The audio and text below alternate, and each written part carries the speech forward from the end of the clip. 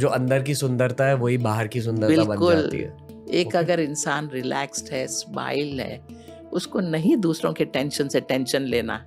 जी। वो तो इंसान अगर कोई चिल्ला रहा है तो उसको देख के मजा लेगा, बोलेगा वाह यार क्या चिल्ला रहे हो, आंखें गोल गोल घुमा रहे हो, आवाज ऊपर नीचे हो रही है, उसको आनंद लेगा। आपको बुरा क्यों लगना चाहिए? जी। मेरे पे क्यों चिल्लाए आप? अरे भाई चिल्लाने दो ना उसको, वो उसका स्वभाव है, उसको प्यार करना नहीं आता, वो उसका प्रॉब्लम है। आप क्यों प्रॉब्लम ले रहे हो?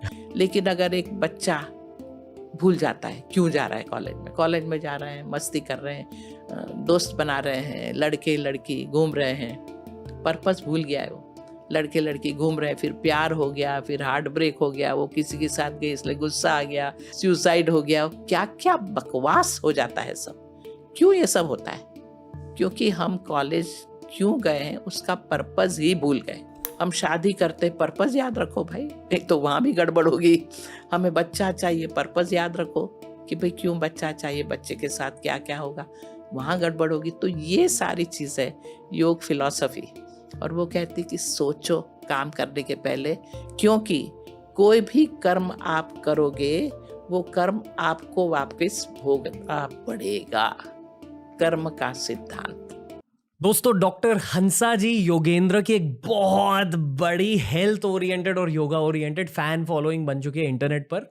मोस्टली इनके सारे वीडियोस इंग्लिश में है, तो मैंने सोचा कि आज उनके साथ हम हिंदी में बातचीत करेंगे और हिंदी में योगा के बारे में बहुत कुछ सीखेंगे। स्पेशली अगर आपको योगा के बारे में कुछ नहीं आता और आपको योगा की जर्नी स्टार्ट करनी है, तो इसे एक free of cost yoga course मान लो। आज के एपिसोड में मैंने इनसे बहुत सारे सवाल पूछे और बहुत कुछ सीखा। बिगिनर्स और इंटरमीडिएट्स के लिए ये एपिसोड है बहुत ही तगड़ा फ्रॉम अ योगा पर्सपेक्टिव। ध्यान में रखो कि आपका भाई का वादा है, आप लाइफ में योगा करोगे एट सम पॉइंट, तो ये एपिसोड आप लाइफ में डेफिनेटली कंज्यूम करने वाले हो। आज ही हो सके तो पूरा एपिसोड कंज्यूम कीजिए डॉक्टर हंसा जी योगेंद्र के साथ।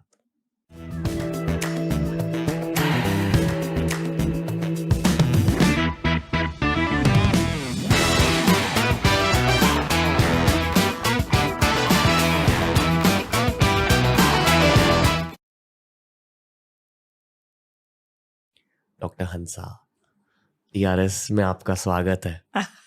आप कैसे हो?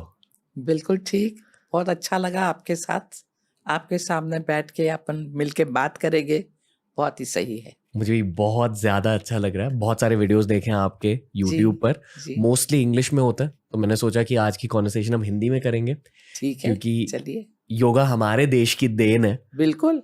पर बाहर के लोग एक्सेप्ट कर रहे हैं इसे, और आई फील कि भारत के लोग अब एक्सेप्ट करने लगे हैं। बिल्कुल सही।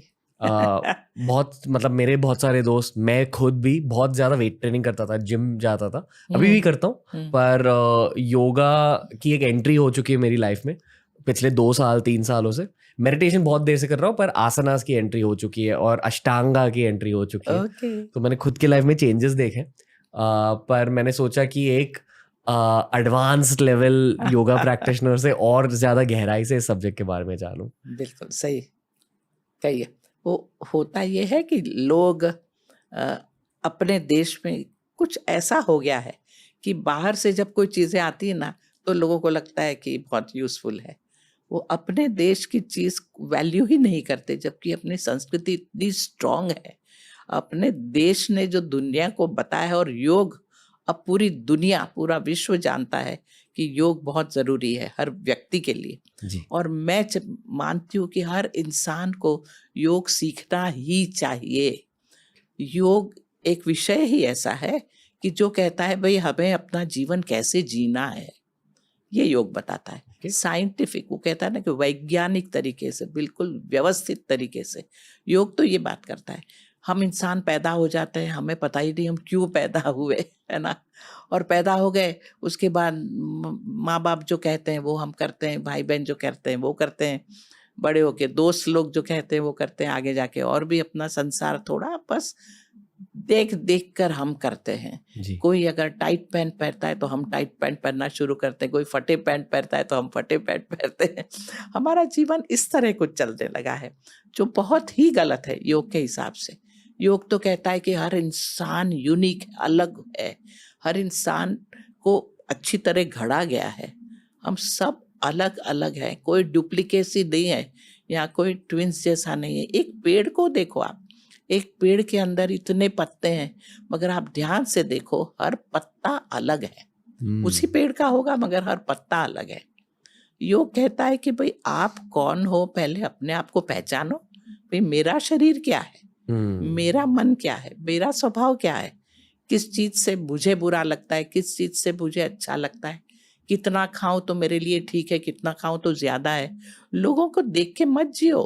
अगर वो करोगे तो गलतियां होंगी, गलतियां होंगी तो बीमारी आएंगी, जी, है ना। ओके। अक्सर लोगों को सिर्फ लगता है कि योगा मतलब आसना। हाँ, नो नो नहीं, नहीं। ओके, योग में तो देखिए 3 विषयों से बना है।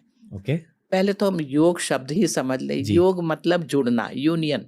जो हिंदी में कहते हैं ना 3 और 2 का योग क्या है, तो 5 प्लस, वो योग। अब कौन किसके साथ जुड़ रहा है ये प्रश्न उठता है। तो मैं ऐसी चीज के साथ जुड़ रही हूँ जिसके बारे में मुझे सब कुछ जानना है, उसके साथ मैं जुड़ूंगी ना। तो योग का मतलब ही है ध्यान, कंसंट्रेशन। मतलब आप भगवान की बात कर रहे हो? नहीं, कोई भी चीज, किसी भी चीज के बारे में ओके, मुझे जुड़ना है, मुझे जानना है, तो मैं कंसंट्रेशन, ध्यान करूंगी, उसके साथ जुड़ूंगी। जी, तो एक ये उसका विषय है, ओके। यानी योग मतलब ही ध्यान, कंसंट्रेशन। दूसरा, भगवान के साथ जुड़ना हो, आत्मा का परमात्मा के साथ मिलन। तो ये वो कहता है कि योग में क्या है कि हम इंसान से नहीं, जानवर से, एक्चुअली जानवर से हम इंसान बने, इंसान से हम ईश्वर तक पहुंचेंगे। ये योग का रास्ता है। तो इसमें क्या होगा कि हम हर दिन, हम पहले जो है उससे थोड़ा बेहतर बनेंगे। हम ध्यान देंगे कि हम जो भी कुछ कर रहे हैं उससे बेटर कुछ करें, बेहतर कुछ करें, अच्छा करें। हम हर चीज से सीखें और अच्छी तरह आगे बढ़ें। वो ये रास्ता है जी, ईश्वर तक पहुंचने का। और इसीलिए हमारा जीवन ही इस तरह का होना चाहिए कि जो भी चीज हम कर रहे हैं उसे समझें, उससे और अच्छा कैसे हो सकता है वहां ध्यान दें। कोई भी चीज क्यों ना हो, इवन बातें करना हो, इवन सोचना हो, कोई काम करना हो, हम वो उस रास्ते पर चले तो हम ईश्वर तक भी पहुंचेंगे ना। जी, प्यार भी करेंगे तो पहले इंसान को प्यार करो, तभी ईश्वर के साथ प्यार का विषय आएगा। इसलिए सब चीज इस तरह चलेगी, ये योग है। और भी सीधी सीधी परिभाषाएं योग में जो भगवत गीता में कही है कि कोई भी काम को कुशलता से करना, वो योग है। क्योंकि आप काम के साथ जुड़ गए हो, वो भी योग है।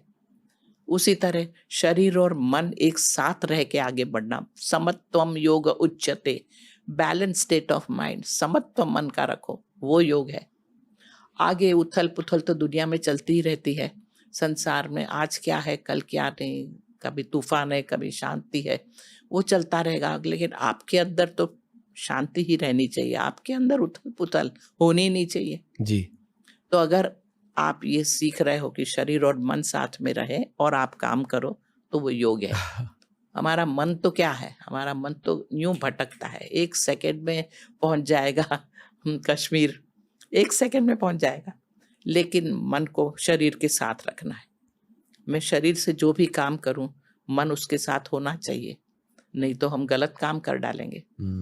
मन में 2 चीज है, एक तो है सोचने की क्षमता, बुद्धि, वो हमारी सोचने की क्षमता है, हर एंगल से देखना हर चीज को अलग अलग ढंग से, वो। और दूसरा हमारी भावनाएं, हमारी भावनाएं, हमारी भावनाएं वो भी मन में है। अब भावनाएं पॉजिटिव यानी सकारात्मक भी हो सकती है और नेगेटिव नकारात्मक भी हो सकती है। अभी आप बड़े अच्छे मूड में हो, खुश हो, कुछ पी रहे हो, चाय पी रहे हो और मक्खी गिर गई तो मूड खराब, गुस्सा आ गया, 1 सेकंड में भावना बदल गई। अच्छे भले थे, अब आपको जरा गुस्सा आ गया कि ध्यान क्यों नहीं दिया, क्यों यहाँ सब चीजें हो रही हैं, भावनाएं बदल गई। तो भावनाओं पर बहुत ध्यान देना पड़ेगा। अगर भावनाएं पॉजिटिव है, अच्छी है, तो आपको ईश्वर तक पहुंचा देगी। और अगर गलत है, गुस्सा, चिंता, दुख, टेंशन, परेशानी, फ्रस्ट्रेशन, जो भी हम ये सब शब्द वापरते, ये सारी चीजों में भावना अटक गई तो हम बिल्कुल नीचे गर्त में उतर जाएंगे। सारे रोग, सारे दुख, सारे प्रॉब्लम इसकी वजह से होंगे। okay. योग तो कहता है कि हमारे सारे रोग की जड़ ही हमारी ये नेगेटिव भावना है, हमारा मन है। कहने का मतलब है हमारा मन। तो वहाँ ध्यान देना पड़ेगा। ये और दूसरी डेफिनेशन है, मैं डेफिनेशन की बात करूँ, हाँ, श्योर। परिभाषा, योग की परिभाषाएं। और एक सबसे मुख्य परिभाषा जो योग सूत्र में लिखी है, योग सूत्र, वो है योगश चित्त वृत्ति निरोध। मन की सारी वृत्तियों पर पूरा काबू पाना, ये योग है, ये परिभाषा। उसमें शरीर और आसन प्राणायाम कहीं नहीं आते। योग ये सब है, मन की सारी वृत्तियों पर काबू पाना। वृत्ति, मन का काम है सोचना, तो हमारे मन को पकड़ो, उसको सही ढंग से सोचने का करो, चुप कराओ उसको, निरोध, वो योग है। ओके। तो ये बहुत बड़ा विषय है, पूरा जीवन का विषय है। आई फील मन के बारे में थोड़ा सा बात करना चाहिए। जो जी। आपने कहा कि जिंदगी में दुख की वजह एक्चुअली आपका मन होता है। बिल्कुल। और अगर आपने उसको कंट्रोल नहीं किया तो दुख होने ही वाला है, क्योंकि हर किसी की जिंदगी मुश्किल होती और है। मन तो चलता ही रहेगा, जी। तो वो दुख ही लाएगा। जी। और जी। हर किसी के लाइफ में बहुत सारी ऐसी चीजें होती है जिनकी वजह से दुख ज्यादा बढ़ सकता है। हर व्यक्ति। अगर आपकी लाइफ में योगा का एक प्रेजेंस है, तो उस योगा के प्रेजेंस की वजह से आपका मन थोड़ा कंट्रोल हो सकता है, ताकि जब बुरे वक्त आए आप उन्हें भी कंट्रोल कर सकते हो। करेक्ट। तो हमें अपने आप को थोड़ा एजुकेट करना पड़ेगा, थोड़ा हमें समझदारी लानी पड़ेगी जी। कि मन मेरा है, मेरा मन मेरे हाथ में होना चाहिए और किसी के हाथ में नहीं। तो मैं बैठी हूँ, किसी ने कुछ बुरा व्यवहार कर दिया, जी। कुछ अनाप शनाप बोल दिया, कुछ बकवास करके चला गया।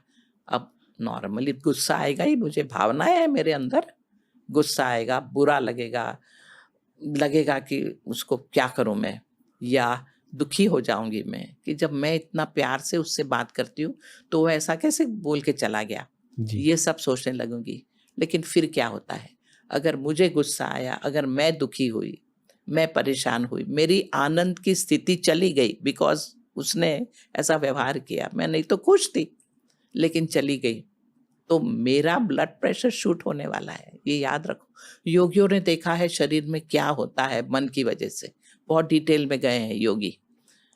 ब्लड प्रेशर ऊपर जाएगा, मेरी जो पल्स है ना वो फास्ट चलने लगेगी। मेरे ऑक्सीजन जो लंग्स में जाता है ना, हम सांस लेते हैं तो ऑक्सीजन जाता है, कार्बन डाइऑक्साइड निकलता है, वो नहीं होगा क्योंकि बहुत सांस फास्ट चलेगी। तो मेरा ब्लड अशुद्ध रहेगा, वो अशुद्ध खून पूरे अंदर के अवयव में घूम रहा है अब, तो उससे सारे अंदर के अवयव अपना काम नहीं कर पाएंगे। देखिए क्या हो रहा है, कोई कुछ बड़बड़ करके गया और मेरे अंदर क्या हो रहा है वो ध्यान दो। जी। तो सारी अशुद्धि मेरे अंदर आ गई। अब मैंने जो खाना खाया है वो खाना ऊर्जा में परिवर्तित होना चाहिए ना। कोई भी खाना हम खाते हैं एनर्जी के लिए, एनर्जी में आना चाहिए, लेकिन वो खाना शरीर ने कुछ नहीं किया उसका, या तो शरीर उसको जमा कर देगा या शरीर उसको फेंक देगा। अब फैट मैंने खाई है, फैट एनर्जी में जाना चाहिए, फैट से काफ़ी एनर्जी मिलती है, लेकिन शरीर ने उसको जमा कर दिया, तो आप ऊपर से एक्सटर्नली आप वज़न बढ़ाने लगोगे और अंदर से आपका कोलेस्ट्रॉल बढ़ेगा, आर्टरीज में थिकनिंग आ जाएगी और अंदर से परेशानी शुरू हो जाएगी। तो आप हृदय रोग के रास्ते पर चले जाओगे, हृदय रोग आने लगेगा और या मोटापा आने लगेगा, कुछ तो होना ही है वो फैट से। फिर प्रोटीन आपने खाया है, तो प्रोटीन में क्या होगा कि यूरिक एसिड होना है, तो मसल्स हो जाएगी टाइट, हड्डियाँ यूँ पास में आ जाएंगी, एक दूसरे से घिसने लगेंगी, तो गर्दन का दर्द, कमर का दर्द, घुटने का दर्द, सारे दर्द शुरू हो जाएंगे। कार्बोहाइड्रेट खाया है आपने, ग्लूकोज में परिवर्तित होता है, ग्लूकोज शरीर स्टोर करता है, तो डायबिटीज शुरू हो जाएगा। देखिए क्या हो रहा है जी। वापिस याद रखिए, किसी ने कुछ बड़बड़ किया और आपके शरीर में ये सब हो रहा है। उससे भी ज्यादा शरीर वो चीजों को फेंक देता है, तो डेफिशिएंसीज आ जाएगी, बॉडी में कमियां आ जाएंगी, खून की कमी हो गई, कैल्शियम की कमी हो गई, B12, D3, ये सारी कमियां शुरू हो गई। और उससे भी ज़्यादा हमारा जो नर्वस सिस्टम है, सोचने की क्षमता, वो गड़बड़ा गई। तो फिर क्या हुआ, जो काम आप अच्छी ढंग से व्यवस्थित ढंग से कर रहे थे वो नहीं कर पाओगे, आपकी मेमोरी भी बराबर काम नहीं करेगी, आपका जो काम में एकाग्रता होनी चाहिए वो एकाग्रता नहीं रहेगी, तो जी। गलतियां करने लगोगे। और फिर क्या होगा, हम बिल्कुल जानवर की तरह व्यवहार करने लगेंगे। जानवर की क्या व्यवहार होता है जानवर का, एक कुत्ता यहाँ मेरे पास बैठा है, दूसरा यहाँ बैठा है, तीसरा वहाँ, चौथा वहाँ। आपने इस कुत्ते पर छोटा सा पत्थर फेंका तो इसने भौ भौ भौ भौ शुरू किया भौंकना, इसने भौंकना शुरू किया तो उसने भौंकना शुरू किया, उसने किया, सबने भौंकना शुरू किया। अब उन्हें कोई प्रॉब्लम नहीं था क्यों भौंक रहे हैं, मगर ये भौंक रहा है ना, ये जानवर की भाषा। तब हम कैसा व्यवहार करते हैं, कोई चिल्ला के बोला आप भी चिल्ला के बोलते हो, किसी ने आपके बारे में बुरा कहा आप भी उसके बारे में 10 बुरा बोल दोगे। ये शुरू हो जाता है जीवन में, यानी आपका जीवन किसी के हाथ में आ गया। जी। कोई आपको गुस्सा दिला सकता है, कोई हंसा सकता है, तो ये कोई जीवन जीने का तरीका नहीं है, ये कोई जीवन नहीं हुआ। तो ये अगर हर इंसान समझ ले तो वो अपने आप को दूसरों से थोड़ा अलग रख पाएगा, थोड़ा डिस्टेंस। जो आप कह रहे हो कि हर इंसान को ऐसी चीजें समझनी चाहिए, ये अक्सर लोग लाइफ में थोड़ा सा लेट समझ लेते हैं। बिल्कुल सही। पर मैं आपके चैनल को भी थोड़ा सा हाईलाइट करना चाहूंगा। जी जो टॉप वीडियोस है, टॉप 20 वीडियोस है, जी। और ये आपकी रिफ्लेक्शन नहीं है, ऑडियंस की रिफ्लेक्शन है कि हर किसी को कॉस्मेटिक्स के बारे में जानना है, जी स्किन बेनिफिट्स, जी, हेयर जी, बेनिफिट्स, जी। फिर फैट लॉस बेनिफिट्स, जी जो भी बाहर वाले बेनिफिट्स है, लोग अक्सर योगा उस वजह से करते हैं।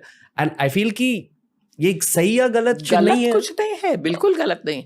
मगर मैं ये क्यों बोल रही हूँ, जी। मैं ये इसलिए बोल रही हूँ कि अगर यहाँ ध्यान नहीं दिएगा तो बाहर आप कितने भी कॉस्मेटिक्स क्यों ना करो, जी, वो टेम्पररी रहेगा, वो आपको परमानेंट सॉल्यूशन नहीं दे पाएगा। मतलब जो अंदर की सुंदरता है वही बाहर की सुंदरता बन बिल्कुल। जाती है। एक Okay. अगर इंसान रिलैक्स्ड है, स्माइल है, उसको नहीं दूसरों के टेंशन से टेंशन लेना।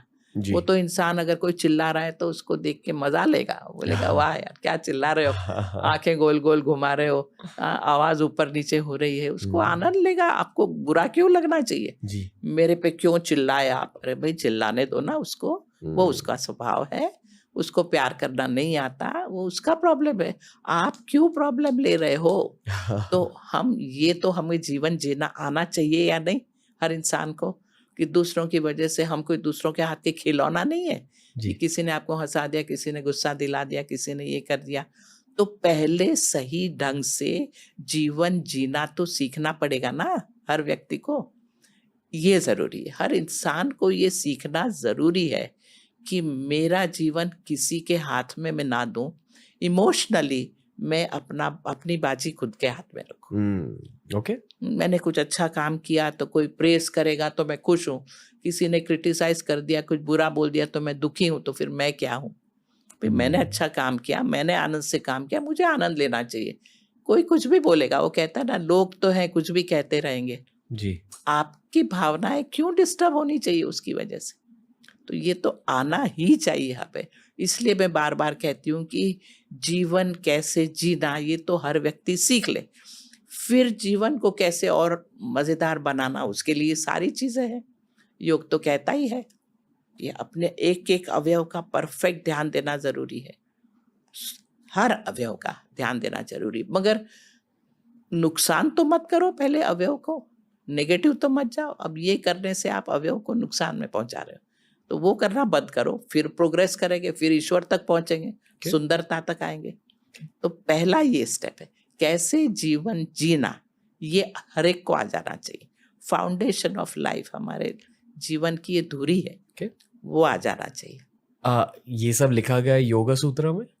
योग सूत्र में अब ये जो शब्द आते हैं ना, कैसे सोचना और कैसा आप सोचते हो और कैसा आपको सोचना चाहिए, ये दो अलग चीज हो जाती है। कैसे आप सोचते हो और कैसे आपको सोचना चाहिए, मतलब correct way of thinking. Correct. और कैसे आप सोचते हो, आपको बुरा लग गया, इस तरह आपने सोचा, अब कैसे सोचना चाहिए।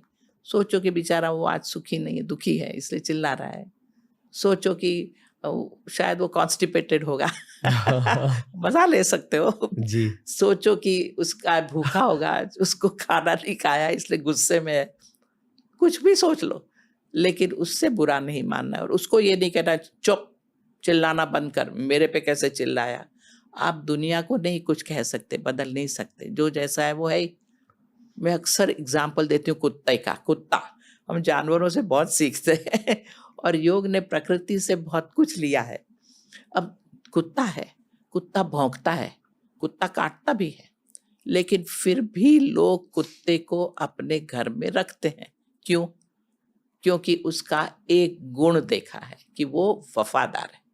कुत्ता वफादार है, इंसान नहीं है। कुत्ता वफादार है, इसलिए कुत्ते को घर में लाते हैं। मगर घर में लाते हैं तो ये तो नहीं कह सकते ना रणवीर कि भाई अब तू मेरे घर में है, अब तेरा भौ भौ मुझे सर दर्द कर रहा है, हाँ, मुझे माइग्रेन हो रहा है, तेरा भौंकना बंद कर, कोयल की तरह गा। आपको कोई पागल खाने ले जाएगा, कुत्ता तो भौंकेगा ही, है ना। और जहाँ तक उसके काटने का सवाल है, आप क्या करते हो? आप ध्यान देते हो कि भाई क्या करने से वो हाँ गुर्राता है। वो चीज़ याद रख के आप नहीं करते, आप नहीं करते। नहीं तो वो आपको काटेगा भी और इंजेक्शन आपको लगेंगे, उसका तो कुछ जाने वाला है नहीं। तो अगर मुझे कुत्ते के साथ रहना है तो मुझे कुत्ता किस चीज़ से इरिटेट होता है वो याद रखना पड़ेगा। वो चीज़ मैं ना करूँ। मैं कुत्ते से एक्सपेक्ट नहीं कर सकती कि वो भौंकना बंद करे, काटना बंद करे। मैं वो चीज़ें ना करूँ और मैं इस तरह एडजस्ट कर लूँ कि फिर मुझे वो काटे नहीं और उसके साथ रह सकती हूँ और बहुत आनंद से रह सकती हूँ और कुत्ते की वजह से सारा फ़ायदा ले सकती हूँ। अब ये जो समझ कुत्ते के साथ आई है मुझे, यही समझ हर इंसान के साथ आनी चाहिए। और खुद के शरीर और मन के साथ भी।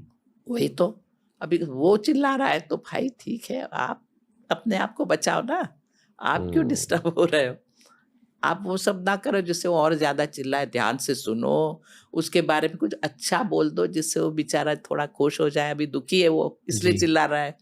मन के अंदर कुछ कंपैशन लाओ, कुछ करुणा लाओ, जी। उसके दुख को समझो।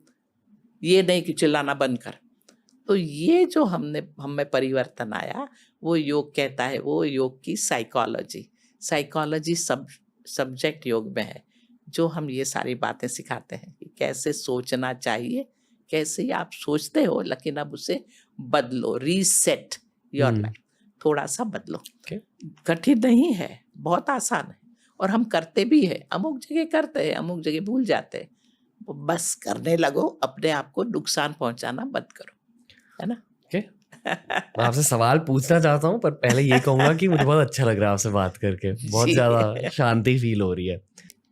एक और सब्जेक्ट है योग में जो मैं बता दूं साथ में, और वो है फिलॉसफी, तत्व ज्ञान। योग में तत्व ज्ञान आता है जी। और उसमें जो मेन चीज आती है वो है कि आप कुछ भी करो, पर्पस क्या है, क्यों कर रहे हो, वो ध्यान में रख के करो।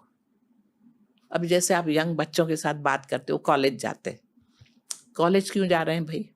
पर्पस बड़ा क्लियर है कि भाई थोड़ा ज्ञान प्राप्त करना है, मैं क्या हूँ, मैं अब क्या लाइन आगे लूँ, वो सब समझना है और आगे बढ़ना है। कॉलेज में जाने का ध्येय, पर्पस बड़ा क्लियर है, मैं कॉलेज इसलिए जा रही हूँ। लेकिन अगर एक बच्चा भूल जाता है क्यों जा रहा है कॉलेज में जा रहे हैं, मस्ती कर रहे हैं, दोस्त बना रहे हैं, लड़के लड़की घूम रहे हैं, पर्पस भूल गया है वो। लड़के लड़की घूम रहे हैं, फिर प्यार हो गया, फिर हार्ट ब्रेक हो गया, वो किसी के साथ गए इसलिए गुस्सा आ गया, एसिड थ्रो हो गया, डाउन फीलिंग हो गया, सुसाइड हो गया, क्या क्या बकवास हो जाता है सब। क्यों ये सब होता है? क्योंकि हम कॉलेज क्यों गए हैं उसका पर्पस ही भूल गए। हम शादी करते, पर्पस याद रखो भाई, एक तो वहाँ भी गड़बड़ होगी। हमें बच्चा चाहिए, पर्पस याद रखो कि भाई क्यों बच्चा चाहिए, बच्चे के साथ क्या क्या होगा, वहाँ गड़बड़ होगी। तो ये सारी चीज़ें योग फिलॉसफी, और वो कहती कि सोचो काम करने के पहले, क्योंकि कोई भी कर्म आप करोगे वो कर्म आपको वापस भोगना पड़ेगा। कर्म का सिद्धांत वो योग पूरा मानता है 100%। मैं आपको मदद करूंगी तो आप शायद मुझे मदद ना भी कर पाए, लेकिन कहीं से मदद आ जाएगी जब मेरा वक्त आएगा तब। ये कर्म थियरी, तो ये फिलॉसफी योग बात करते हैं। तो साइकोलॉजी, फिलॉसफी, और तीसरा विषय है टेक्नोलॉजी जो बहुत पॉपुलर है। आसन, प्राणायाम, मेडिटेशन, क्रिया, बंधा, मुद्रा, ये सब योग की टेक्नोलॉजी है, टेक्निक्स, तकनीक योग की। और इनका उपयोग क्या है? साइकोलॉजी, फिलॉसफी समझना, उसको जीवन में उतारना, ये तकनीक का उपयोग है। नहीं कि मैंने ऐसा आसन किया, देखो सब देखो मैं क्या क्या कर सकता हूँ, सर्कस के आदमी बन गए आप, ये कर दिया। ये योग में दूसरों को बताने के लिए कुछ है ही नहीं। योग में खुद को समझने के लिए सब कुछ है। मेरा शरीर क्या है, मेरे शरीर में कहाँ कठिनाई आ रही है, कहाँ गड़बड़ है, उसको मैं ठीक ठाक करूँ। मेरी अमुक एरिया मेरे सेंसिटिव है, भी मुझे बार बार सर्दी हो रही है तो मैं क्या करूं कि जिससे वो ना हो, या मुझे बार बार। तो ये सब समझना खुद के बारे में, और ये टेक्निक का उपयोग करना अपने आप को बदलने में, ये सब योग आता है। साइकोलॉजी और फिलॉसफी Philosophy और समझने के लिए टेक्निक करो, टेक्नोलॉजी है, टेक्नोलॉजी है। और इस टेक्नोलॉजी को लोग अक्सर योगा मानते हैं, हाँ पर एक्चुअली योगा इन सारी चीजों का एक मिलन है। बिल्कुल। Okay, alright. सिर पे खड़े हो गए, योग कर रहे हैं, सूर्य नमस्कार कर रहे हैं, योग कर रहे हैं। अरे भाई, ये योग का एक आसन का पार्ट है, और वो भी इतना करने की भी जरूरत नहीं होती है, पर्पस बड़ा अलग है। तो वो समझते ही नहीं कि भाई हम जीवन कैसे जी रहे, हमारे मन की स्थिति क्या है, हम दिन में कितनी बार हमें गुस्सा आता है, कितनी बार हमें चिंता हो जाती है, कितनी बार हम दुखी हो जाते, वहां ध्यान दो ना, और उसके ऊपर उठो। और वहां अगर कुछ करने के लिए टेक्निक का उपयोग करना हो कि शांति से मैं बैठी हूँ, विचार बंद कर दिया है, या अमुक आसन किए क्योंकि सर्कुलेशन ही सिर पे कम है तो करो, ये सब टेक्नोलॉजी साथ में आती है, वो योग। आपको अष्टांगा के बारे में भी बात करना? जी जी बिल्कुल, बता दीजिए। देखिए योग बहुत प्रकार के हैं जी। आपने सब नाम सुने होंगे। हठ योग बहुत पॉपुलर है, जो फिजिकल है योग है, मतलब आसनास। फिजिकल, हाँ बॉडीली ज्यादा आसनास, मगर काफी कठिन कठिन आसन भी वो हठ योग में आ जाते हैं। ये बात आते हैं उसके बाद। दूसरा है राजयोग, तीसरा है मंत्र योग, तंत्र योग, भक्ति योग, ज्ञान योग, कर्म योग जो भगवत गीता ने बताया, और भी बहुत से योग हैं। प्रैक्टिकली काफी योग पहले थे। फिर एक व्यक्ति आए जो बहुत ही स्कॉलरली थे, बहुत ही योगिक व्यक्ति, जिनका नाम था पतंजलि। ग्रेट व्यक्ति। उनका एरा था लगभग 400 BC बिफोर क्राइस्ट का उनका समय था लगभग। उनके बारे में बहुत कम मालूम है क्योंकि पहले रिटन स्क्रिप्ट्स नहीं होती थी, लेकिन योग तो उसके भी पहले से है। पतंजलि ने तो जो भी योग है उसको कंपाइल किया और उसको व्यवस्थित 8 स्टेप्स में डाला, अष्टांग। लेकिन योग तो उसके पहले भी है। कोई भक्ति कर रहा है, कोई वो कर रहा है, एक पैर पे खड़ा है बरसों तक, हठ योग कर रहा है। कोई मंत्र तंत्र में लगा है, तांत्रिक बने फिर रहे हैं, मंत्र में लगे हैं। जो किसी को सेल्फ रियलाइजेशन के लिए समाधि पहुंचना है तो कोई वो कर रहा है। तो ऐसे अलग अलग सब लोग करते थे। लेकिन फिर जब कृष्ण का वक्त आया, युग आया, तब कृष्ण ने बताया कि नहीं, इंसान को अपना कर्तव्य करना है, और जो रिजल्ट है वो छोड़ दो, मगर कर्तव्य करते चलो। ये सब छोड़ छाड़ के और एक पैर पर खड़ा होना और खाली लग जाना, वो नहीं। आपके कर्तव्य है। आप आए हो, आपके माँ है, बाप है, अब संबंध अपने आप हो गए, और आपको चाहिए कि आप आगे बढ़ो। देखिए ना रणवीर, जब हम पैदा होते हैं तब हमें संभाल लिया जाता है। हवा है, पानी है, खुराक है, ये है, पेड़ है, पौधे, सब कुछ है। तो बच्चा सब कुछ के साथ बड़ा होता है, और आसपास सारे लोग हैं। कोई गेहूं उगाता है तो हमें गेहूं की रोटी मिलती है, कोई चावल उगा रहा है, मिल रहे। पूरा संसार, पूरा विश्व हमारे लिए है, और सब अपना अपना कर्तव्य कर रहे हैं। संसार, किसान अपना काम कर रहे हैं, इंजीनियर्स अपना काम कर रहे हैं, लेबरर्स जो मेहनत करने वाले हैं, पत्थर तोड़ ये तोड़, वो अपना काम कर रहे हैं।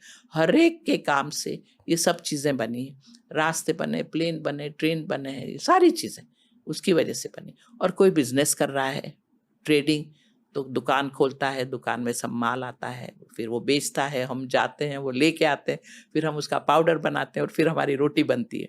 एक रोटी के लिए लाखों लोगों की मेहनत है कि नहीं? तो हमें भी अपना कर्तव्य करना चाहिए ना। तो योग शास्त्र ये बात करता है, भगवत गीता में ये बहुत स्ट्रांग लिखा है, और योग शास्त्र ये सारा योग अपनाता है। तो पतंजलि ने क्या किया, पतंजलि ने सारे जो मेन योग थे, भक्ति योग है, हठ योग है, राजयोग है, यानी होलिस्टिक अप्रोच अपनाया। हमारे को अच्छी भावनाएं भी लानी चाहिए, हमारे को अपने शरीर का भी ध्यान रखना चाहिए, मन का भी ध्यान रखना चाहिए, और हमारा आत्म उद्धार भी करना चाहिए। राजयोग ऊपर पहुंचना है, यानी बेटर और बेटर लेवल पर आना चाहिए। तो सारी स्पिरिचुअलिटी जिसको कहते हैं, सारी चीजें, सबको हमारा ध्यान जरूरत है, सबके सब एरिया में हमें आगे बढ़ना है। तो उसने, पतंजलि ने अष्टांग योग बनाया और बहुत ही व्यवस्थित किया। अभी आजकल जो अष्टांग योग में पॉपुलर है वो फिर आसन ही है। मतलब ये समझा नहीं। देखिए पतंजलि ने जो अष्टांग योग बताया, 8 स्टेप्स, 8 फोल्ड पाथ जी, 8 हमारे जीवन की पायदान, एक के बाद एक चढ़ो, ऊपर तक पहुंचोगे ही। और इसीलिए मैं कहती हूँ कि योग साइंस है, क्योंकि आप ये करोगे तो आपको ये रिजल्ट मिलेगा ही, बिल्कुल साइंटिफिक है। इसलिए पहला कदम आ जाता है यम, सनातन धर्म आता है, शुरुआत ही सनातन धर्म से। यम, किसी को हर्ट नहीं करोगे, हिंसा नहीं करोगे, अपने आप पर भी हिंसा नहीं करोगे, बुरा लगना, चिंता होना, ये अपनी हिंसा है, वो भी बंद। पहला कदम है अहिंसा, सत्य, अस्तेय, दूसरों चोरी वोरी ना करना, किसी की क्रेडिट तुम ले रहे हो मत करो भाई, उससे आपका ही जीवन में, शरीर में प्रॉब्लम आएगा। ब्रह्मचर्य, सेंसेस पर कंट्रोल, कुछ चीज अच्छी लगी तो खूब खा ली, कुछ चीज पसंद आई, आनंद आया तो कर लिया, नहीं क्या सही है क्या गलत है सोच कर करना। ब्रह्मचर्य और अपरिग्रह, खूब मेरा मेरा मेरा इकट्ठा कर लो भाई, संसार में बहुत है तो जितना चाहिए उतना ही लो, ज्यादा जरूरत नहीं है। Anything excess is like a poison, तो ये संभालना बहुत जरूरी। तो ये पहला कदम। दूसरा कदम है नियम, कि नियम में मैं क्या करूं अपने लिए, ये तो मैं संसार के साथ क्या करूं ये बात आती। दूसरों के साथ झूठ मत बोलो, दूसरों को हट मत करो, दूसरों के साथ चोरी मत करो, ये पहला कदम। दूसरा कदम है मैं मेरे लिए क्या करूं, तो यहाँ आती बात क्लेanलीनेस, शौच, संतोष क्या है, पहले देख के आनंद तो लो, फिर जो नहीं है उसके लिए मेहनत करो, मगर दुखी रहना है जीवन भर वो गलत है। संतोष। तीसरा है तप, तप में आता है जो मेरी कमियां है उसको हटाना ही है मेहनत करके, उसको कहते हैं तप। स्वाध्याय, अच्छा पढ़ना, अच्छा सोचना, खुद के बारे में समझना, वो चौथा स्टेप। और 5वां है ईश्वर प्रणिधान, एक्सेप्ट सम हायर रियलिटी।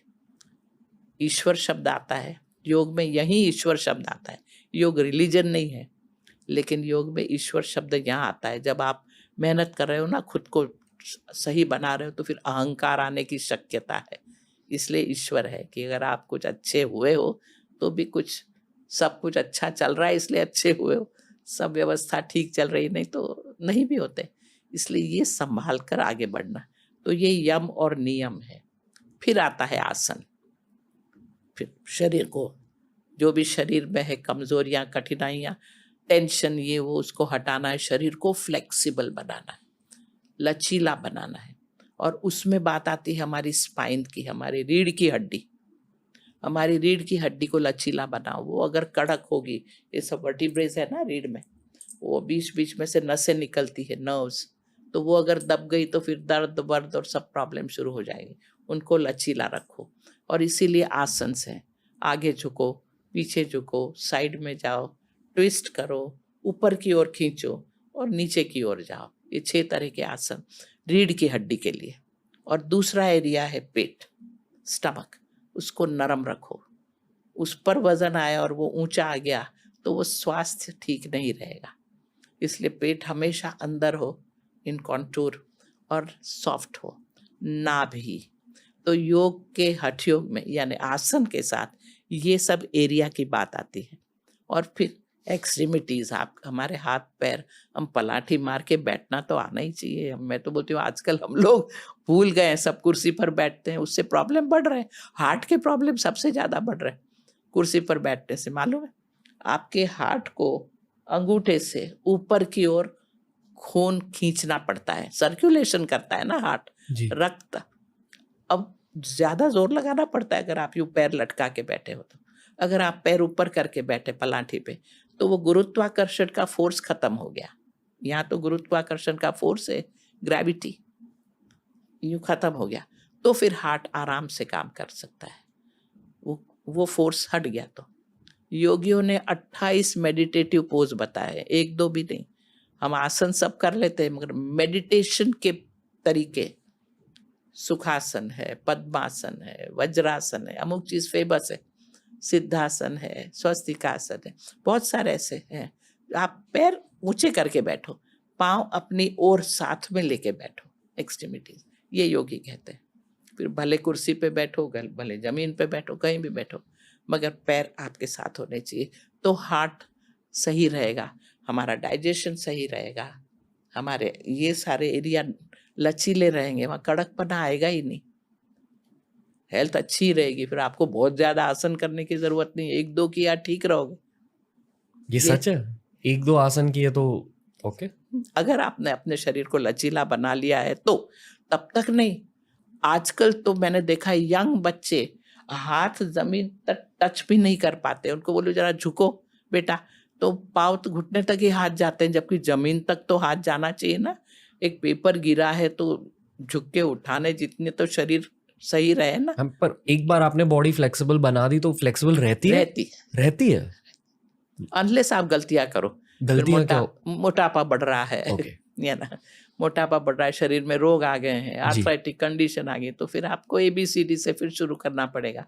नहीं तो एक बार लचीलापन हो तो रहता है। जैसे बचपन में मेरा खुद का उदाहरण देती हूँ। मेरे पिताजी काफ़ी योग में मानते थे, और उन्होंने श्री योगेंद्र जी से, जहाँ मैं हूँ अभी, मैं अब डायरेक्टर हूँ वहाँ की, पहले मेरे वहाँ के डायरेक्टर थे श्री योगेंद्र जी, मेरे फादर इन लॉ, ससुर जी मेरे, उन्होंने आश्रम की स्थापना की। और 1947 में मेरा जन्म हुआ। तब यहाँ बम्बई में जहाँ हम रहते हैं ना, वहाँ उन्होंने जमीन ली। उसके पहले इंस्टीट्यूट तो 1918 से चल रहा है। पहले वर्सोवा में था, फिर आपके इस एरिया में ही था, वर्सोवा में था, उसके चौपाटी में गया, फिर सेकेंड वर्ल्ड वॉर शुरू हुआ तो वो लोग गुजरात में चले गए।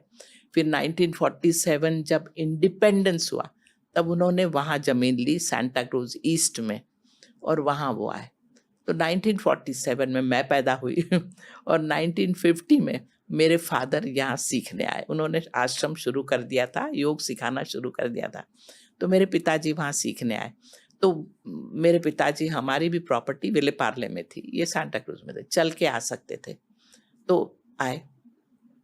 जो भी कुछ सीखते थे ना, घर पे हमको सिखाते ही थे स्ट्रिक्टली। चलो आँख बैठो, आँख बंद करके बैठो, चलो आसन करो। अगर कभी मैंने कुछ गलती मिस्चिफ की, मैं नॉटी तो थी ही बचपन में, तो अभी भी हूँ, मगर बचपन में एक अलग ढंग से होता है, तो थी। तो पिताजी क्या करते, पाँव सीधे करो, सिर को घुटने पे रखो और बैठ जाओ। पश्चिमोत्तानासन, जो बहुत फेमस आसन है, जहाँ आप सिर पैर को सीधा कर रहे हो जमीन पे बैठ के, और सिर को घुटने पे लगा रहे हो, उस पोजीशन पे, और पिताजी चले जाते, बैठ जाओ, ये हमारी पनिशमेंट। आधा घंटा बिठा देते थे। फिर माँ बोलती थी, अरे बाबा बच्ची को उठाओ। तो ये, तो उस समय से इतना फ्लेक्सिबल बॉडी हो गया था मेरा, क्योंकि वो यंग एज में सब तरह के आसन, क्या क्या नहीं किए, सब तरह के कर लिए। तो अब भी बॉडी फ्लेक्सिबल है, बिल्कुल आराम से मैं सब कुछ कर पाती हूँ। फिर ठीक है, जीवन में आगे जाके एक्सीडेंट्स हो गए, पैर टूट गया, तो अब मैं पकड़ के ही चलती हूँ किसी को, क्योंकि थोड़ा इम्बैलेंस हो जाता है, लेकिन बॉडी फ्लेक्सिबल है, हेल्थ फिट है, सब कुछ अच्छा है। तो ये इसलिए कोई भी, मैं बताती हूँ रणवीर, जिंदगी में कोई भी मेहनत वेस्ट नहीं जाती। नो एफर्ट गोज वेस्ट, उसका असर रहेगा ही, और आपने अपना ध्यान दिया ना, असर रहेगा उसका। सॉरी मैं आपसे पूछ रहा हूँ, पर फिर भी पूछूंगा। जो आपके दोस्त हैं जिन्होंने योगा नहीं करी है लाइफ में, जी, ऐसे दोस्त हैं आपके? अब तो बहुत सारे आते हैं जिन्होंने योग किया ही नहीं है, जिम जाते हैं या कुछ भी नहीं करते हैं, मगर आते हैं फिर बीमार होके मेरे पास। आपके उम्र के लोग? मेरे उम्र के लोग, हाँ, जिन्होंने योग नहीं किया मगर जीवन जिया है ना, एक गृहस्थी है, उन्होंने घर में काम, घर घर संभाला है, बच्चों को बड़ा किया है, ये किया है, साधु सन्यासी नहीं, ये सारे लोग, नो प्रॉब्लम, कोई प्रॉब्लम नहीं, मगर गलतियां करते हैं वहां प्रॉब्लम्स आते हैं। उनके शरीर में अब क्या हो रहा है और उनके मन में अब क्या हो रहा है, जिन्होंने जिंदगी भर योग नहीं किया है? वैसे अगर आप एक्टिव हो जिंदगी में शरीर से, जी। कोई प्रॉब्लम ही नहीं है। एक्चुअली घर में झाड़ू अगर मार रहे हो तो उसमें काफी वर्कआउट हो जाता है, उठना बैठना है सब वर्कआउट अच्छा ही हो जाता है। कोरोना में हर किसी को पता चला। हर किसी को पता चला।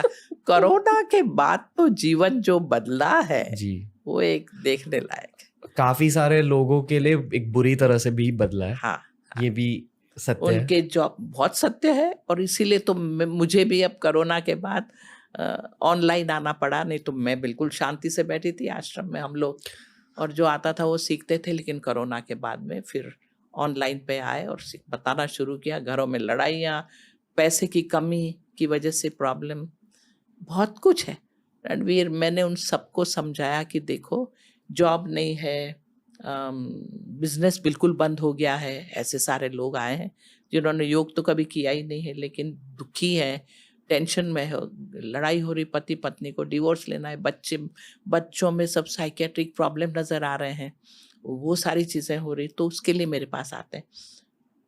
सबसे पहला मैं उन्हें बताती हूँ कि पैसे से आपकी हेल्थ क्यों बिगड़नी चाहिए अगर पैसा नहीं है तो, और पैसा नहीं तो आपका प्यार क्यों कम होना चाहिए।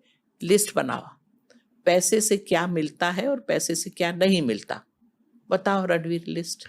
पैसे से क्या नहीं मिलता? प्यार, रिश्ते, परिवार, खुशी, शांति, हाँ, लंबी लिस्ट है। हाँ, नहीं मिलता उसकी लिस्ट। समय नहीं मिलता, ये बहुत कुछ। लेकिन और अब अगर मैं आपको पूछूंगी कि आपको क्या चाहिए, मुझे तो आप क्या कहोगे? मैं जब पहले पूछती थी क्लास में, मैं लेक्चर देती थी, अभी भी देती हूँ, तो हॉल में मैं पूछी थी आप लोगों को जीवन में क्या चाहिए, तो एक लड़का खड़ा हो गया, हंसा जी पैसा चाहिए। मैंने बोला वेरी फाइन, पैसा तो चाहिए ही, लेकिन मुझे ये बताओ कि अब पैसे से क्या मिलता है और पैसे से क्या नहीं मिलता। चलो हम बैठ के एनालाइज करते हैं, क्योंकि योग की साइकोलॉजी कहती है think before doing any action. आप बोल भी रहे हो तो सोच के बोलो, think before doing any action. पैसा चाहिए, पैसा चाहिए, पैसे के लिए पीछे पड़ गए, पैसा आ गया, हार्ट अटैक आ गया, डायबिटीज हो गया और गया आदमी। वो भी नहीं है ना, सीधा रहना पड़ेगा। तो वो लिस्ट बनाते हैं, तो लिस्ट में ये सब आता है। उसके बाद में पूछो अब मुझे बताओ तुम्हें क्या चाहिए, तो वो बोलते हैं मुझे शांति चाहिए, मुझे प्यार चाहिए, मुझे हेल्थ चाहिए, पैसे से हेल्थ नहीं आती। फिर मैं उन्हें समझाती हूँ कि देखो, जब ये समझ में आ रहा है, पैसा तो चाहिए, नो प्रॉब्लम, मगर ये सब चीज़ें भी आपको रखनी है जीवन में, और इसके लिए फिर ज़रूरी है कि आप थोड़ा और ध्यान दें, कि आप समय निकालें खुद के लिए जिससे हेल्थ ठीक हो, समय निकालें परिवार के लिए जिससे परिवार सही रहे। अब वो ना करके सिर्फ पैसा कमाओगे तो नहीं चलेगा। हेल्थ के लिए हेल्थ को ठीक रखना है, तो ये सब ध्यान देना पड़ेगा ना। तो ये सब करते हुए नक्की करो।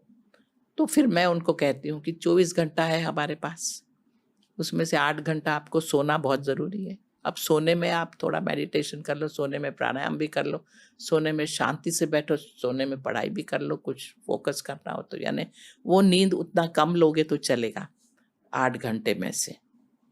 मतलब 8 घंटे में से अगर आपने 1 घंटा इन सब चीज़ों के लिए निकाला तो अच्छा रहेगा, और पढ़ने में निकाला तो भी अच्छा रहेगा। सवेरे सवेरे आप 4 बजे या 5 बजे उठ गए, कुछ अच्छा किया तो भी चलेगा, लेकिन 8 घंटे के आराम की ज़रूरत है जी। बाकी बचे जो समय, उसमें आपको बहुत कुछ करना है। आपको खाना भी खाना है दिन में 4 बार, आपको स्नान करना है, आपको परिवार के हर व्यक्ति के साथ थोड़ा समय निकालना है, हर व्यक्ति के साथ। ऐसा होलसेल नहीं चलेगा, सब डाइनिंग टेबल पर बैठे हेलो आए और चले गए। You have duty towards everybody, हर व्यक्ति के साथ थोड़ा समय, आधा मिनट निकालो, मगर अलग से निकालो, मगर वो ज़रूरी है। तो ये सब करते हुए कितना समय आपके पास वर्क के लिए मिलेगा?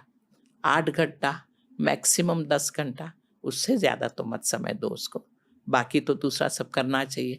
फिर वो समझते हैं कि उतने में आपने जितना कमाया ठीक है, और जितना कमाया उसमें आधा वापरो, 1/4 रखो फ्यूचर के लिए, और 1/4 रखो सारे अच्छे काम जो दूसरे कर रहे हैं उनको हेल्प करने के लिए। इस तरह पैसे को भी मैनेज करो, क्योंकि you have duty towards others, society, बहुत सारी चीज़ें हैं ये सब। तो ये सब उन्हें समझाते हैं तो समझ में आता है। कोई लोग 4 घंटे में भी खूब कमा लेते हैं, और कोई लोग दिन रात निकालते हैं मगर वो नहीं कमा पाते। वो अपनी अपनी वो है एफर्ट, और अपना नसीब कहो या डेस्टिनी कहो, लेकिन उससे ज़्यादा समय मत निकालो। हैंड टू माउथ तो होना ही चाहिए, पैसा तो उतना आना ही चाहिए। तो थिंकिंग सोच, ये सब बहुत ज़रूरी हो जाता है। सोच कर नक्की करो मुझे जीवन कैसे जीना। अब कोरोना के बाद मैं कह रही थी कि पैसा गया, जॉब गया, बिजनेस नहीं है, मगर प्यार क्यों कम होना चाहिए? पैसे से कोई प्यार तो मिलता नहीं है ना। वो समझाती हूँ मैं, प्यार क्यों कम होना चाहिए? उल्टा और प्यार करो। कम पैसा है तो कम खर्च करना, ज़्यादा पैसा ज़्यादा खर्च करना। अगर बिल्कुल कम पैसा है तो आप बांद्रा उस तरफ रह रहे हो तो उसकी जगह मीरा रोड वसई चले जाओ रहने। मगर प्यार क्यों कम होना चाहिए? और हेल्थ क्यों बिगड़नी चाहिए भाई?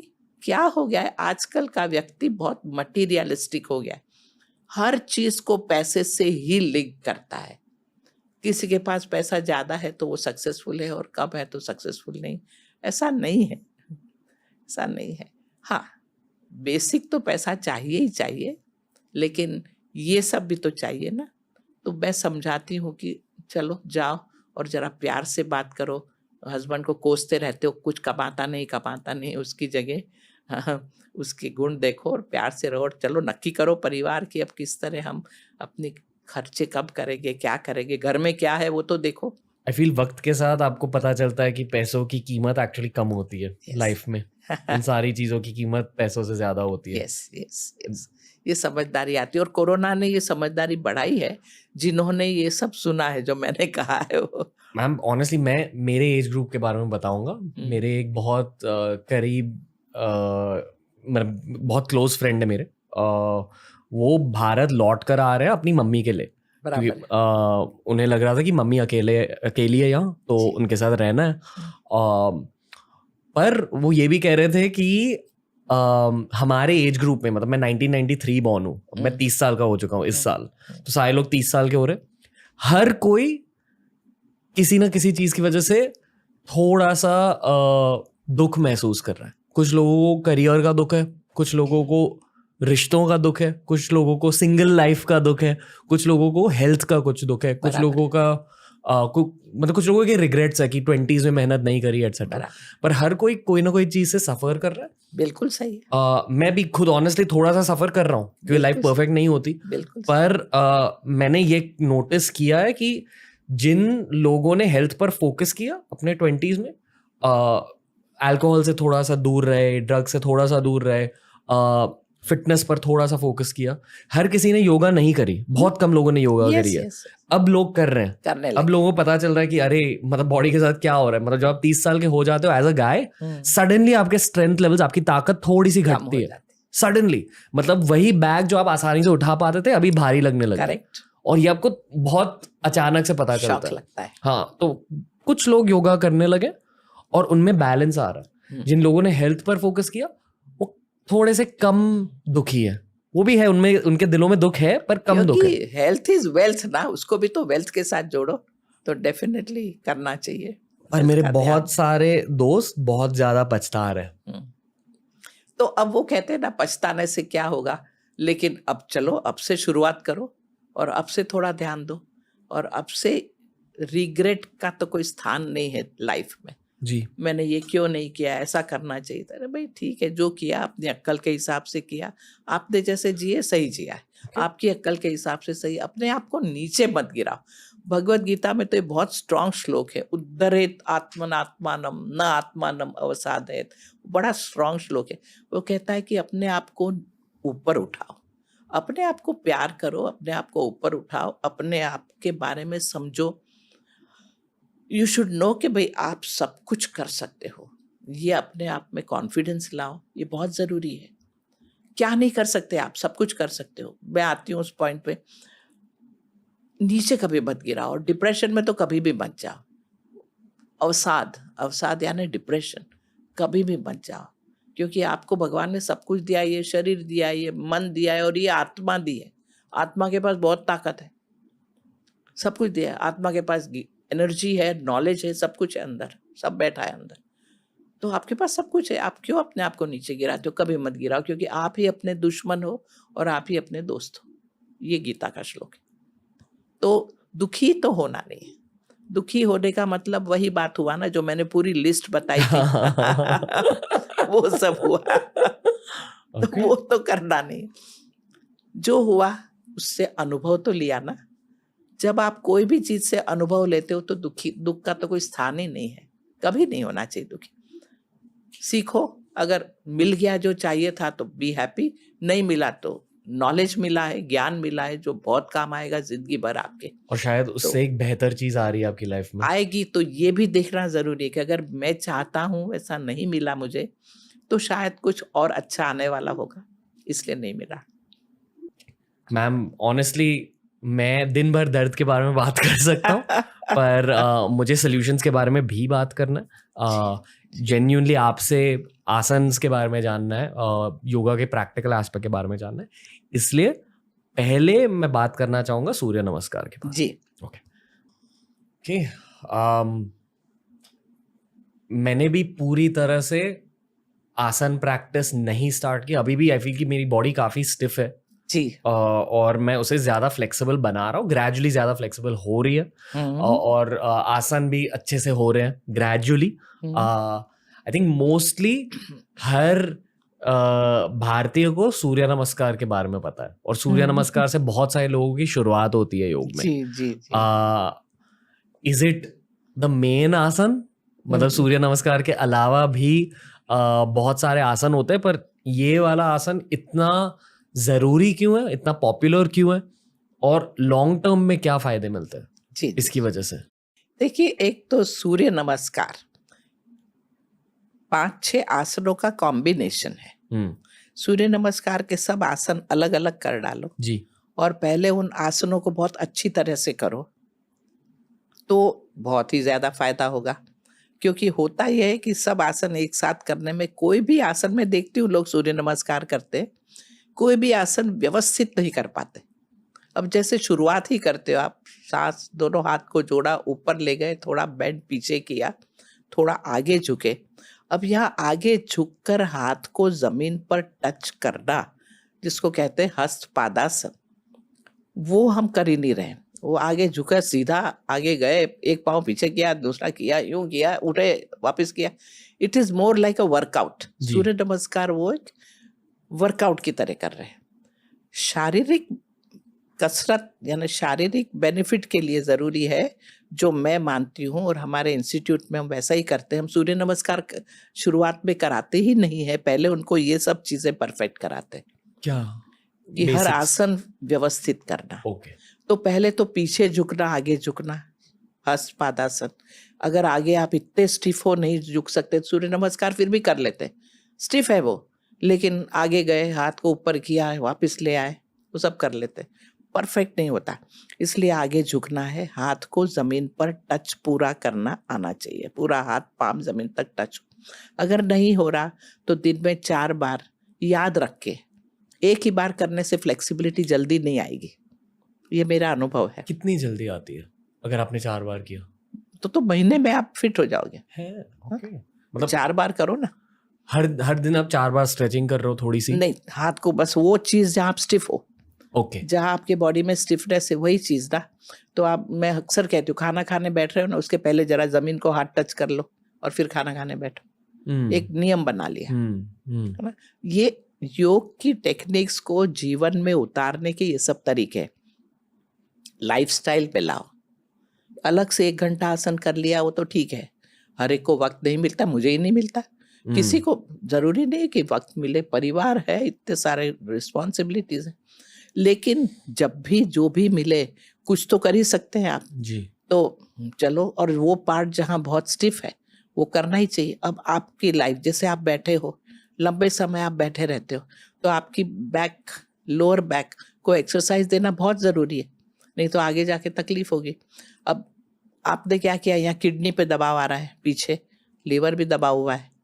अब आपको चाहिए कि वो कहते हैं ना कि 90 मिनट्स की साइकिल होती है ब्रेन को चलने की भी। 40 मिनट्स में brain reaches to its peak point, मगर 90 मिनट्स, एटलीस्ट 90 मिनट में आप उठो उस जगह से, जरा पैर को पीछे ले जाओ, शलभासन, खड़े रह के भी पीछे पैर को ले जाओ, आगे ले जाओ, पीछे ले जाओ, आगे ले जाओ।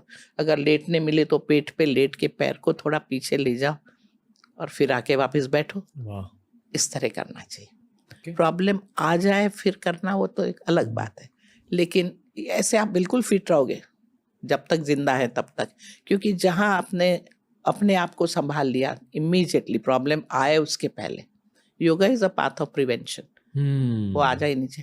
तो ऐसे ध्यान दो, लंबा बैठे हो, कोई लंबा खड़ा रहता है तो उसके ये हैमस्ट्रिंग मसल्स को एक्सरसाइज देना, वहाँ का टेंशन हटाना बहुत ज़रूरी है। तो उसको चाहिए कि पैर को ऊपर करके थोड़ा बैठे कुछ नहीं तो दीवार के सहारे ही पैर को टिका दे और पड़ा रहा थोड़ी देर, क्योंकि ग्रेविटी से मसल्स नीचे की तो हो रही है, ऊपर की वीक हो रही है।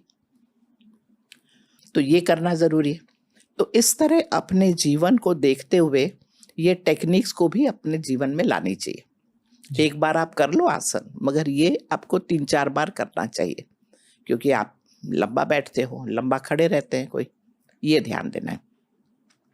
खड़ा रहता है आदमी तो बैठ सके तो बैठे, नहीं बैठ सकता है तो लेट सके तो लेटे, मगर कुछ 3 पोजीशन में से एक पोजीशन बदलनी ज़रूरी है। चलना ज़रूरी, अगर आप है तो किडनी को फ्री कैसे करोगे? वॉक करोगे तो हार्ट के लिए भी अच्छा है, किडनी के लिए भी अच्छा है, लिवर के लिए भी अच्छा है वॉकिंग।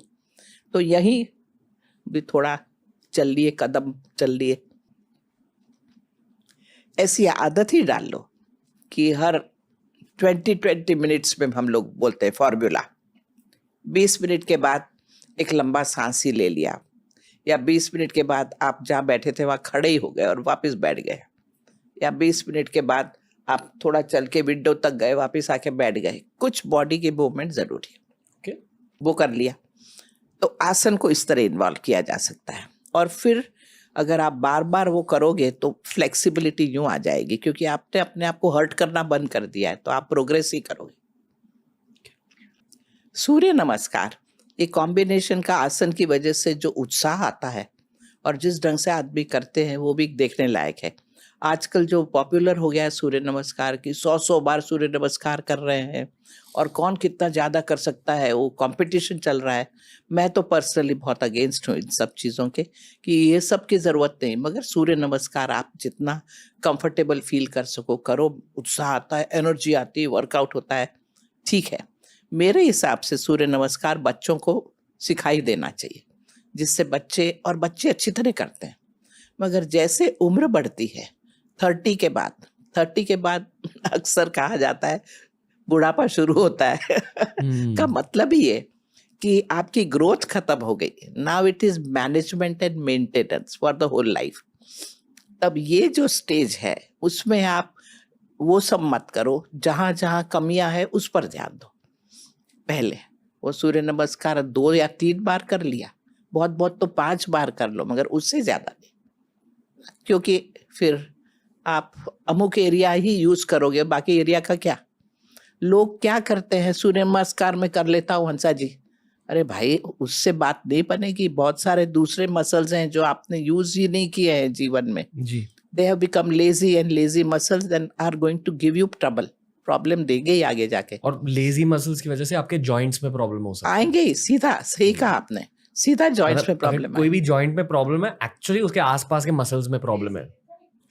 इसलिए जरूरी है कि स्लो मूवमेंट्स, योग में फास्ट मूवमेंट्स की बात नहीं आती। फास्ट मूवमेंट ठीक है, सांस फास्ट चलने लगे, आपके हार्ट को जरा पंपिंग मिल जाए, वो तब तक ठीक है। बाकी आसन स्लो मूवमेंट्स के साथ में होते हैं। आप पैर को जमीन से उठा रहे हो तो फास्ट उठा लोगे तो खाली मेन 2-3 मसल्स का ही उपयोग होगा, मगर धीरे से उठा रहे हो तो दूसरी मसल साथ में जुड़ेगी, आपको उठाने में मदद करेगी, और जुड़ेगी, मदद करेगी। तो very slow movement to go up and then slow movement to come down. ये 2 बार करके देखो, जो आपको एक्सरसाइज मिलेगी जी। वो एक सही मिलेगी। फास्ट कुछ नहीं आसन भी इस तरह किए जाते हैं। तो सूर्य नमस्कार तो ठीक है, वो हो गया यंग एज में 4-5 बार कर लिया स्पीड में भी। मगर फिर ये सारी जो आसन है सूर्य नमस्कार के, बेसिकली पीछे झुकना, आगे झुकना, चक्रासन, जमीन पर बैठना और उठना उत्कटासन, पेट पर लेटकर ऊपर जाना भुजंगासन, ऐसे स्क्वायर 4 चतुरंग आसन जिसको बोलते हैं, चारों दोनों पैर और दोनों हाथ आगे झुक रहे हैं, वो है ना। ये बेसिक चीजें, वो वापस उठे आप, सीधे आए। ये सब चीजें अलग से शांति से करने की जरूरत है। उठना बैठना इतना जरूरी है। स्क्वाटिंग डाउन, जमीन पे बैठो, पैरों पर ऊपर लेके और धीरे से नीचे बैठो, जैसे आप कुर्सी पे बैठ रहे हो और धीरे से उठ रहे हो। Very important these asanas are. तो ये करना जरूरी है। तो उस उम्र के बाद, 30 के बाद, और अकॉर्डिंगली एज के हिसाब से, अगर आगे जाके आपको तकलीफ हो रही है तो कुर्सी को पकड़ के थोड़ा बैठो उठो, और फिर तकलीफ हो रही है तो वो बंद कर दो। मगर थोड़ा तो कर ही सकते हो, आधा बैठो, पाव बैठो, पूरा ना बैठो, मगर करो जी। ये बहुत जरूरी। तो इस तरह आसन का उपयोग किया जाता है। हमारे हिसाब से एज को ध्यान में रखते हुए आप आसन को करने का तरीका बदलोगे। एक कॉस्मेटिक सवाल पूछना चाहूँगा और एक खुद का सवाल है। Ma'am, honestly I think women's fitness और मेंस फिटनेस के अलग गोल होते हैं अक्सर। ये मैं बहुत जनरलाइज्ड चीज़ कह रहा हूँ। दोनों स्ट्रेंथ चाहते हैं, ताकतवर बनना चाहते हैं, दोनों हेल्थ चाहते हैं जी। हर कोई फैट लॉस चाहता है। यस। इवन जो लोग पतले होते हैं वो भी to some extent fat loss चाहते हैं मसल गेन के साथ। Yes yes. पर स्पेशली जो बॉयज होते हैं उन्हें बॉडी भी बनानी होती है। और मैंने नोटिस किया कि जो मेरे दोस्त है जो योगा करते हैं और थोड़ी सी वेट ट्रेनिंग करते हैं उसके साथ, उनकी बॉडी बहुत ज्यादा सुंदर बन जाती है। करेक्ट। तो वैसा ही होना चाहिए। डेफिनेटली मैं वेट ट्रेनिंग के फायदे जानता हूँ। उसमें हाइपरट्रोफी होती है, बेसिकली आपके मसल की ग्रोथ होती है। और बहुत सारे बंदे ये चाहते हैं कि मसल्स थोड़े से बड़े बन जाए ताकि आप ज्यादा मैस्कुलिन लगे। पर योगा के बॉडी के लिए कॉस्मेटिक बेनिफिट्स क्या है? कि आपकी फ्रेम भी बदलती है? मसल्स बनती है योग में, क्यों नहीं बनती है? योग में मसल्स बनती है, मगर एक्सेस ग्रोथ जो आप वेट लिफ्टिंग में करते हो वैसे नहीं होगी। But it could be a very healthy body. Muscles बनती है जब आप स्टैटिक आसन करते हो। जैसे आपने हाथ के ऊपर अपने पूरे शरीर का वजन लेके और आप ऊपर उठे, हाँ जी, ओके, बढ़ेगी ना मसल्स, डेवलप होगी। और आपने वहां रुके। बहुत सारे ऐसे आसन है जहाँ पूरा वेट आप हाथ पे लेते हो जी और ऊपर जाते हो, तो हाथ की मसल्स के लिए। पैर के लिए बहुत सारी चीजें हैं, जैसे बैठना, उठना, दंड बैठक जो पहले करते थे, मसल्स बनती थी, वो बहुत ही अच्छा रहता था। मैं तो मानती हूँ कि मशीनों का उपयोग करने की जगह ये सब करो, बहुत अच्छा। हाँ, फ्री बॉडी वर्क ये करना जरूरी। और दूसरा स्टैटिक वेरिएशन, आपने पाँव को ऊपर किया और वहीं रुके रहे, okay, which is called as static variations of आसन। One is dynamic variation, जहाँ आप एक आसन बार बार कर रहे हो, धीरे धीरे ले जा रहे हो, मगर बार बार रिपीट कर रहे हो 3-4 बार। और स्टैटिक में एक आसन सिर्फ एक ही पोजीशन में रह के रुक रहे हो वहाँ। तो जो टेंशन आपको 1 मिनट बाद, 2 मिनट बाद फील होती है, उससे आपकी बॉडी बनती है। okay। आपका स्ट्रेंथ बढ़ेगा ही जी। कोर मसल्स की ताकत ऐसी बनती है, पेट का फैट तो हट ही जाता है, मगर ये कोर, उसकी ताकत ऐसी बनती है जब आप पैर को ऊपर रख के थोड़ी देर रुकते हो। तो इस तरह के आसन करने चाहिए। जब आसन व्यवस्थित करेंगे ना हर तरफ से, तो योगा से कंप्लीट बॉडी मैनेजमेंट होगा, कंप्लीट। मगर एक्सेस नहीं। एक्सेस में जैसे मेरे पास आते हैं ये सारे जिम वाले, मतलब जिम के इंस्ट्रक्टर्स आते हैं योग करने, उनका क्या होता है, बॉडी में स्टिफनेस बहुत आ जाती है। बन तो गए आप, सुंदर दिख रहे हो उनके हिसाब से, लेकिन हाथ पीछे खुजली भी कर नहीं पाएंगे वो पीठ जी, पे, जी। या हाथ पीछे ही नहीं ले जा पाएंगे। जब गोमुखासन में करवाते हो वो बहुत सारी चीजें वो नहीं कर पाते, स्टिफ हो जाते हैं। इसलिए योग करना बहुत जरूरी है, फ्लेक्सिबिलिटी लाना। एज अ जिम गोअर ना, जब आपकी बॉडी स्टिफ हो जाती है, जब आप यंग होते हो आप फॉर ग्रांटेड ले लेते हो, हाँ। आपको लगता है कि तो क्या, मेरी अच्छा बॉडी दिख तो रहा बन हूँ, गई। हाँ हाँ। पर इस स्टिफनेस की वजह से जब इंजरीज आने लगती है तब प्रॉब्लम्स होते हैं। और मैंने एक और चीज नोटिस किया कि अगर बॉडी स्टिफ होती है ना तो दिमाग भी स्टिफ हो जाता है। Very true. और जब आप योगा के थ्रू फ्लेक्सिबल बॉडी बनाते हो तो दिमाग भी फ्लेक्सिबल हो जाता है और आप अडेप्टेबल बन जाते हो। करेक्ट। जैसे ब्रूस ली ने एक बार कहा था, बी वाटर माय फ्रेंड। उसका यही मतलब है कि किसी भी सिचुएशन में जाकर आप अडेप्टेबल हो सकते हो, करेक्ट, आप सर्वाइवर बन जाते हो Correct. मेंटली। पर ये बहुत मुश्किल चीज है समझाने के लिए, और जब लोग खुद एक्सपीरियंस करेंगे ना तभी समझ समझ आता है। पाएंगे। आई ऑल्सो फील कि जब आप जिम कर रहे हो, एटलीस्ट ये मेरा खुद का एक्सपीरियंस है, शायद गलत हो सकता है, बोलो। मुझे जिम करना अच्छा लगता है और मैं अभी कॉम्बिनेशन कर रहा हूँ। उत्साह आ जाता है। हाँ, जब मान लो मैंने एक अच्छी सी जिमिंग सेशन करी है, मुझे बहुत ज्यादा मोटिवेशन फील होती है। हाँ। उसके बाद हाँ, वो अलर्ट हो जाता है ना माइंड, उत्साह आ जाता है, डलनेस चली जाती है जरा। हाँ, वो तो होता है। और योगा से शांत हो जाता है। इट्स ऑलमोस्ट लाइक एक जगह से मुझे गर्मी महसूस हो रही है, अच्छी वाली गर्मी, और एक जगह से ठंडक महसूस हो रही है। तो उसकी कॉम्बिनेशन की वजह से मुझे लग रहा है कि अभी मैं मेरे लाइफ के बेस्ट हेल्थ फेज में एंटर कर रहा हूँ। मेडिटेशन भी बहुत ज्यादा कर रहा हूँ, पर जिम की भी एक जगह है।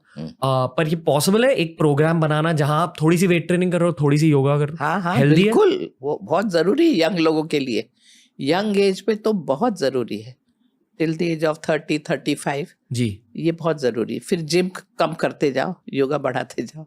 और योगा तो हर एक के लिए जरूरी है, माइंड ट्रेनिंग के लिए जी, वो तो बचपन से जरूरी है। इसलिए चाइल्ड में भी हम कहते हैं कि बच्चों को भी सिखाना जरूरी है yoga, from the age of 5 onwards, तब तक तो वो होगा। एक और कॉस्मेटिक सवाल है जी। ये जो स्किन हेयर बेनिफिट्स और आपके लुक्स के बेनिफिट्स मिलते हैं आपको योगा से? बिल्कुल मिलते हैं। एक्चुअली क्या हो रहा है आपके बॉडी के अंदर, क्या हो रहा है जिसकी वजह से ये सब चीजें हो रही है बाहर? जैसे हमारे देश में ना, अगर मान लो मुझे व्यूज चाहिए एक वीडियो में, तो मैं पिंपल्स के ऊपर एक वीडियो बना देता हूँ। हाँ। और बहुत सारे व्यूज मिलते हैं। हाँ। मतलब पिंपल्स का प्रॉब्लम बहुत ज्यादा कॉमन है हमारे देश में, शायद पोल्यूशन की वजह से, शायद डाइट की वजह से, शायद आर्टिफिशियल स्वीटनर्स की वजह से बहुत सारे लोगों को पिंपल्स होते हैं, प्रोसेस्ड खाने की वजह से। आजकल बहुत सारे लोगों को डेयरी प्रोडक्ट्स की वजह से भी पिंपल्स हो रहे हैं। लाइक आई रिमेम्बर, ये हर किसी के लिए सच नहीं है, पर जब मैंने चीज और दूध को छोड़ दिया, मेरी स्किन बहुत ज्यादा क्लियर हो गई। और मेरे बहुत सारे दोस्तों के साथ भी यही हुआ, स्पेशली जिन लोगों को पिंपल्स का प्रॉब्लम है। आई एम अज्यूमिंग कि हमारे देश में जो प्रोसेस्ड खाना मिलता है और जो दूध भी मिलता है, जो डेयरी प्रोडक्ट्स मिलते हैं, उनमें बहुत ज्यादा मिलावट होती है। और कभी कभी आपकी बॉडी भी लैक्टोज इंटॉलरेंट हो जाती है टाइम के साथ। पर मेरे दोस्त जो योगा कर रहे हैं, गर्ल्स गाइस, उनकी स्किन बहुत क्लियर होती है, बिल्कुल क्लियर। मतलब, और चाहे अगर वो दूध भी पी रहे हैं, चाहे कुछ भी, मिर्ची भी खा रहे हैं, तब भी उनकी स्किन क्लियर होती है। Hair are okay, everything is fine. क्यों? क्या होता है, yoga works with internal organs, external नहीं। एक्सटर्नल तो हो ही रहा है ये सब, लेकिन अंदर के अवयव, आपका डाइजेस्टिव सिस्टम इतना अच्छा हो जाता है योग से कि हो जाता है। हाँ, यानी उसकी अग्नि स्ट्रांग हो जाती है, जिसको कहते हैं जठरा अग्नि, वो प्रदीप्त हो जाती, स्ट्रांग हो जाती, कि आप जो भी खाना खाते हो वो खाना गेट्स कन्वर्टेड इनटू एनर्जी, और वो खाना बिल्कुल जहाँ शरीर को जिसकी जरूरत है वहाँ मिल जाता है जी। ये होता, अनलेस आप एक्सेस खाओ तो वो सब गलत है। इसलिए हम, जो व्यक्ति योग सीखने आता है ना, हम ये 4 चीज उसको पहले से ही बताते हैं। एक तो आहार, क्या खाते हो, क्या खाते हो, ये आपने अच्छी लिस्ट बताई, ये सब तो नहीं खाना चाहिए, लेकिन कभी कभी खाओ ना, सब पचा सकोगे, पाचन शक्ति स्ट्रांग हो जाएगी। आप आसन कर रहे हो, कोर की एक्सरसाइज कर रहे हो, पाचन शक्ति स्ट्रांग हो जाती, भुजंगासन, शलभासन, भद्रासन, लेट के बैठ के स्ट्रांग हो जाती शक्ति आपकी। तो फिर आप सब कुछ खा सकते हो लिमिट में, लेकिन खा सकते हो। सवाल है कि आप क्या खा रहे हो, उसमें डिसिप्लिन लानी जरूरी है। कि दिन में 4 बार खाना है, हर समय उतना ही खाना है कि जिससे दूसरी बार जोर से भूख लगे, तो क्वांटिटी अपने आप फिक्स्ड हो गई। हर समय खाने के साथ ग्लास भर के लिक्विड जरूरी है, तो आप लिक्विड ले रहे हो। जैसे सवेरे ब्रेकफास्ट में आप हर्बल टी ले रहे हो, अदरक है, हरी चाय की पत्ती है, गर्मी के दिन हो तो पुदीने के पत्ते हैं, पानी में बॉईल कर लिया और उसमें थोड़ा सा दूध डाला, जैसे लोग चाय में दूध डालते हैं वैसे थोड़ा सा दूध डाला और उसको पिया। हम तो कहते हैं कि 20-25 साल की उम्र तक आप दूध पियो, उसके बाद में दूध मत पियो। है। हाँ, उसके बाद में दूध इस तरह मत पियो, दूध को डाइल्यूट करो। ओके। गाय का ही दूध हो लेकिन वो डाइल्यूटेड फॉर्म में हो, जो बॉडी एब्सॉर्ब कर लेगा, कैल्शियम बहुत इजीली एब्सॉर्ब करेगा। तो इस तरह दूध पियो, यानी पानी को उबाल लिया, ये कर लिया। अदरक बहुत ज़रूरी है पेट में जाना, तो अदरक चला गया और आधा दूध, आधा ग्लास दूध, आधा ग्लास पानी, पहले तो वो करो, वो पियो ग्लास भर के। फिर बात आती है दोपहर में लिक्विड हो, तो दोपहर में ग्लास भर के छाछ हो, पतला दही, उसमें खूब पानी हो और पतली सी छाछ बना के पियो, उसमें सिका हुआ जीरा हो, थोड़ा सा रॉक सॉल्ट हो, सेंधा नमक हो, और वो छाछ बना के पियो। वेरी हेल्दी ड्रिंक, वो भी डाइल्यूट है। यानी मैं तो मानती हूँ टोटली डेयरी प्रोडक्ट आउट करेंगे तो स्किन का क्या होगा, क्योंकि फिर स्किन के लिए दही बहुत ज़रूरी है। इवन हमारे अंदर के अवयवों के लिए भी प्रोबायोटिक बहुत ज़रूरी है। नहीं तो फिर अंडा खाओ, नहीं तो अंडा खाओगे तो अंडे में जो दूसरी नेगेटिव इफेक्ट होती है वो फिर कैसे हटेगी। इसमें तो 1 ग्लास दूध, 1 small piece of meat or any of these products, they both give you same nutrition, but this is easily digestible. Its effect on your mind is sattvic. Mind gets छाछ के बारे में छाछ के बारे में, वो भी मिल्क का ही प्रोडक्ट होगा ना छाछ, तो वो ले लो ग्लास भर के। और अगर नहीं, आप लैक्टोज इंटॉलरेंट हो, तो ग्लास भर के नींबू पानी पी लो, या ग्लास भर के कुछ सूप ले लो, मगर वो लो। मगर लिक्विड होना ज़रूरी है हर मील के साथ में। शाम के टाइम पे भी वही है, कुछ एक मुट्ठी चना ही खा लो अपने। ये सब चीज़ें बहुत अच्छी है, चने, कुरमुरे, मूंगफली को बॉईल करके, हाँ, बॉईल मूंगफली तो सारा न्यूट्रिशन मिल जाता है, क्या प्रोटीन मिलता है उसमें। और पफ्ड कॉर्न्स, जो पॉपकॉर्न्स, पर होममेड। हाँ हाँ, सब होममेड ही बात करें। पॉपकॉर्न घर में ही बनाए जा सकते हैं ना, मगर पॉपकॉर्न शायद इट नीड्स स्पेशल मशीन। जो भी कुछ हो, नहीं तो कुरमुरे तो हमेशा मिलेंगे। कुरमुरे और चना कुरमुरा बेस्ट नाश्ता शाम के टाइम पे। या ये सारे नाश्ते जो हम बनाते हैं, उपमा है, पोहा है, इडली है, सांभर है, एनी ऑफ दिस जी। और डिनर में भी ग्लास भर के सूप हो, तो मिक्स्ड वेजिटेबल सूप हो, या क्लियर कोई सूप हो, या कॉर्न सूप हो, या जो भी सूप हो। तो मेरा कहने का मतलब है कि 4 बार ग्लास भर के कोई लिक्विड ज़रूरी है। 4 बार खाना है, डिसिप्लिन लाओ। उतना ही खाना है कि दूसरी जोर से भूख लगे। अगर भूख नहीं है तो आपको खाने का हक ही नहीं है। डोंट ईट, सिर्फ लिक्विड लो, मगर लिक्विड लो, आपका रिदम मत तोड़ो। दूसरा खाना मत खाओ, लंच तक भूख लगेगी, नहीं लगे तो फिर लिक्विड लो। अगर बीच में भूख लगे तो फ्रेश फ्रूट्स खाओ, इन बिटवीन फ्रूट्स खाओ, जो भी सीजनल फ्रूट्स हैं वो फ्रूट्स खाओ। तो इस तरह अगर आप चलोगे तो डाइजेशन बहुत ही सही रहेगा, और ओवर ईटिंग नहीं करोगे तो कोई स्टोर नहीं होगा। Skin would be really clean and nice, pimples होंगे ही नहीं, क्योंकि डाइजेशन स्ट्रांग हो गया आपका। आपने एक डिसिप्लिन फॉलो की है लाइफ पे, और इसीलिए डाइजेशन स्ट्रांग हो गया, तो सब बराबर हो गया। मैं एक एग्जाम्पल देती हूँ। मेरे पास एक व्यक्ति आए जो खुद डॉक्टर से प्रैक्टिशनर थे, मगर मतलब he was so good doctor, so useful to all the people around society, लेकिन he had totally neglect। उसने अपना हेल्थ का पूरा ध्यान नहीं दिया था, तो मोटे होते जा रहे थे, इतने मोटे हो गए थे कि ऐसी कुर्सी पे तो फिट बैठ ही नहीं सकते, काफ़ी मोटे। एक बार मेरे सामने आके खड़े हुए कि हंसा जी मुझे देखो, अब मेरा देखो ना क्या हाल है, मैं तो 4 कदम चलता हूँ और हाँफ जाता हूँ, बहुत ही वज़न बढ़ गया है, आप कुछ बोलो, क्या आसन करूँ, क्या प्राणायाम करूँ, क्या खाना खाऊँ जिससे मैं दुबला हो जाऊँगा। मैंने बोला देखो भाई, आप कोई आसन वासन तो करना ही मत, तो वॉकिंग करो। मैंने बोला बिल्कुल मत करना, आप इतने हैवी हो कि आप आसन करने जाओगे ना, आगे झुकोगे तो हर्निया हो जाएगा, साइड में जाओगे तो स्लिप डिस्क हो जाएगा, क्योंकि आप स्टिफ है, बॉडी पूरा हैवी फैट से स्टिफ है, इसलिए don't do any of this. Walking बिल्कुल मत करना, घुटने घिस जाएंगे पूरे आपका वजन लेके। तो मैं दुबला कैसे होऊंगा? फॉर्मूला क्लियर है, दिन में 4 बार खाओ और उतना ही खाओ कि जिससे दूसरी बार भूख लगे। सिर्फ भूख मिटाने के लिए खाना है, पेट भरने के लिए नहीं खाना। ये हर व्यक्ति को याद रखना पड़ेगा। पेट तो और भी खा सकते हो, आप खा सकते हो, भरा सकते, लेकिन आप भूख मिटी बंद। एक ग्लास ये पिया तो वैसे ही आधी भूख मिट जाती है, और थोड़ा सा कुछ सॉलिड खा लिया, ऐसा खाओ 4 बार। और अच्छा सो, रात को 1 घंटा जल्दी सो, क्योंकि आपका शरीर टेंशन में है, आपके शरीर में इतना फैट है, शरीर को आराम की ज़रूरत है।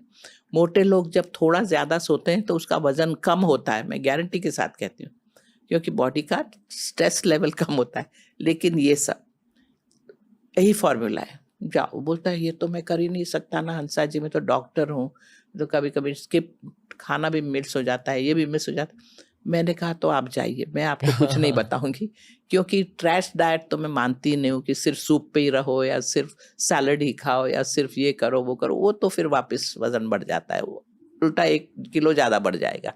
तो ऐसे सब शॉर्टकट कुछ नहीं करना है, करना तो परमानेंट कुछ करना है। इसलिए मैं नहीं कुछ कहूँ। वो घर गई, पत्नी को कहा कि हंसा जी ने तो मुझे गेट आउट कर दिया। वो कहने लगी वो जो कह रही है वो समझो। तो बोलता है अगर ऐसा ही है तो मैं प्रैक्टिस ही छोड़ता हूँ, मैं 3 महीने के लिए छुट्टी पे जाता हूँ। तो 3 महीने के लिए वो छुट्टी पे चले गए गाँव में, जहाँ उसको कोई जानता नहीं था कि वो डॉक्टर है, नहीं तो डॉक्टर है तो पीछे पड़ जाते हैं। तो और उसने ये किया, 4 बार थोड़ा थोड़ा खाया, रात को सोया। 1 महीने बाद फ़ोन किया, हंसा जी मैंने ऐसा किया और मैं काफ़ी अच्छा फील कर रहा हूँ, अब मैं क्या करूँ? मैंने बोला तो अपने आप को ऊपर खींचने वाले 2-3 आसन करो। जैसे हाथ को ऊपर पकड़ लिया है, तालासन, पर्वतासन, तालासन, और लेट के यस्तिकासन, स्ट्रेचिंग योर होल बॉडी। यस्तिकासन, let stick pose it is, lie down, raise your both arms up above your head and pull your toes out. So whole body is in stretched state. Stay there for 5-6 seconds and then come back, relax. ऐसा 5 बार ये करो, 5 बार तालासन, 5 बार पर्वतासन। पर्वतासन पलाठी मार के बैठ या कुर्सी पे बैठ के ही हाथ को ऊपर ले जाके पकड़ लिया, खींचो अपने आप को, साइड में गए, आगे गए, पीछे गए, थोड़ा सा वो भी, ये आसन। तो ये 3 आसन करो, और कुछ मैंने बोला और कुछ नहीं। शरीर को पहले थोड़ा खींचना जरूरी है, उसी जब मसल स्टिफ हो जाते हैं, फैट बढ़ जाता है, तो बॉडी को ऊपर की तरफ खींचना जरूरी है, क्योंकि body is sinking down with gravity force and weight. तो वो किया, हो गया। और उसके बाद में दूसरे महीने फिर फोन किया, I am feeling much better, अब मैं क्या करूँ? तो मैंने बोला अब चलो थोड़ा, आधा घंटा, वो भी शुरुआत करो 10 मिनट से, फिर आधा घंटा सवेरे और शाम, और ये सब करो। 3 महीने बाद वो मेरे सामने आके खड़ा हुआ। डू यू थिंक कुछ वेट कम हुआ होगा? कुछ हार्डली उसने कुछ किया है, नहीं वर्कआउट किया है, नहीं कुछ किया है। 37.5 kg वजन कम हुआ उसका। वेल 37.5। अब वो समझ गया कैसे करना। बिजी है, चलो याद रख के एक मुट्ठी कुछ खा लेना, एक लिक्विड नींबू पानी पी लेना, वो तो कर ही सकता है आदमी। एक बहाना है हमारा, हम बहुत बिजी हैं, हमारे पास टाइम नहीं है, आई हैव टू। अरे भाई, खुद की तरफ ड्यूटी है, याद रखो और करो, तो आप सब कर सकते हो। ऐसा कुछ नहीं है, टाइम नहीं है, निकाल सकते हो। और ये होता है, कितना टाइम लगता है खाने में आपको? 5-7 मिनट, 10 मिनट। खाना ही क्या है, थोड़ा सा खाना है, पीना है। तो ये अगर आदमी सीख ले, अब वो डॉक्टर अभी भी जिंदा है, he is 98 year old and very trim and fit and fine. He has learn now how to live life. तो ये मैं चाहती हूँ लोग समझें, और बहुत आग्रह ना करें कि ये नहीं खाऊंगा, वो नहीं खाऊंगा, ये नहीं, वो नहीं। थोड़ा सा ओपन माइंड रखो, जरा मस्त रहो, आनंद लो। हाँ, बॉडी अगर रिएक्ट करता है कोई चीज़ में, तो फिर उससे बॉडी की लैंग्वेज समझ के उसके हिसाब से जीना ज़रूरी है। एक बहुत कठोर सच है जो मैंने हाल ही में सुना है इंटरनेट पर ये बहुत पहले सीख लिया था मार्शल आर्ट्स के थ्रू। हाँ, इंग्लिश में एक कहावत है, the kindest thing you can do for your self is denying your self sometimes. Correct. मतलब जो भी आपका मन कह रहा है ना कि ये खा लो, वो कर लो, कभी कभी खुद के मन को भी ना बोला करो, ना बोलना आना चाहिए। और गृहस्थियों के लिए तो बहुत जरूरी है। घर में दादी ने कुछ हलवा बना दिया, अब मैंने खा लिया है, मैंने मेरे हाथ से बनाया है, बेटा तेरे को खाना ही पड़ेगा। अब ये लोगों के इमोशंस को संभालना है। दादी ने आज पहली बार मेरे लिए, family members they need to learn no गर्दन यूं हिला नहीं आनी चाहिए, गर्दन की एक्सरसाइज बराबर करो या यस, और ना बोलना आना चाहिए। मगर आप ले लो, फिर बोल दो दादी क्या अच्छी सुगंध आ रही, मजा आ गया, अभी तो मेरा पेट भरा है, मैं शाम को खाऊंगी और अच्छी तरह खाऊंगी। देखो किस तरह आप एडजस्ट करते हो दूसरों के इमोशंस के साथ में, but you should learn to say no. कोई खाना बहुत पसंद आ रहा है, आप बोलते और एक खा लेता हूँ, मत करो ये। पेट भर, हंगर खत्म हो गई ना, रहने दो, शाम को फिर खा लेना, रात को फिर खा लेना। और जरूरी नहीं कि हर टाइम आपको नई वैरायटी ही चाहिए, पसंद है मगर फिर कंट्रोल करना आना। और ये कंट्रोल शुरुआत में मुश्किल होता है, फिर बहुत आसान हो जाता है, एक हफ्ते के बाद बहुत आसान हो जाता है। Correct. आपको बस एक मुश्किल हफ्ता गुजारना है Correct. कंट्रोल के साथ। Very true. और ये किसी भी हैबिट के लिए सच है। कुछ Very true. लाइफ में से कुछ हटाना है, एक हफ्ता मुश्किल रहेगा, उसके बाद आसान हो इसी जाएगा। को तो तब कहते हैं योग में, एक हफ्ता जरा सहन कर लो, tolerate, bear it, and then you will be able to manage it. Okay. और सवाल है कहिए। मेरे। कपाल भाती नाम का एक प्राणायाम होता है, जी, जो I think it translates to skull polisher English में। गलत है ये कि सही? कपाल, फोरहेड, ये इसको Face. कपाल कहते हैं, फेस। चेहरा। भाती विद शाइनिंग, क्लीनिंग, मतलब रिमूविंग, आपके चेहरे को साफ कर देता और शाइन कर देता है। है। शाइन मतलब क्या? Glow. Glow. Okay. Right right. हम सिखा सकते हैं लोगों को पॉडकास्ट के थ्रू Why not? अभी बता देती हूँ। ओके। कि मतलब आप बेसिकली आपको स्पाइन स्ट्रेट रखनी है। देखिए, कपाल भाती ये प्राणायाम नहीं है जी। It is a hygienic technique, it is hygiene, कि आपके शरीर के साइनसेस, ये टॉक्सिन्स को आपको हटाना है। ओके। क्योंकि वो हमेशा अफेक्ट करते हैं। आप पोल्यूशन में रहते हो, आप क्या क्या, सिर ठंडा हो गया, साइनसेस इरिटेट हो गए, आप रोए, साइनसेस इरिटेट हो गए, जी। इमोशनल बांध के रखा, साइनसेस इरिटेट, तो वो होता ही। वेदर चेंज हुआ, साइनसेस इरिटेट हो गए। तो ये पूरा ये जो एरिया है हमारा फेस, जिसको कपाल कहते हैं, उसको क्लीन करना दिन में 2-3 बार जरूरी है। 2-3 बार जरूरी, या जब भी लगे कुछ गलत गया नाक में, उसको क्लीन करना जरूरी है। अब कपाल भाती 2 स्टेज में होती है। First is only this area needs to be activated, face. और ये जिसको कहते हैं कि थ्रोट एरिया, क्योंकि आप सांस लोगे छोड़ोगे। तो मैं बताती हूँ कि आपको यहाँ करना क्या है। पहले एक लंबा सांस अंदर लेना, पहले तो 2-3 बार सांस ले लो, जिससे you become focus. Breathe in, breathe out, breathe in, breathe out. अब माइंड फोकस हो गया।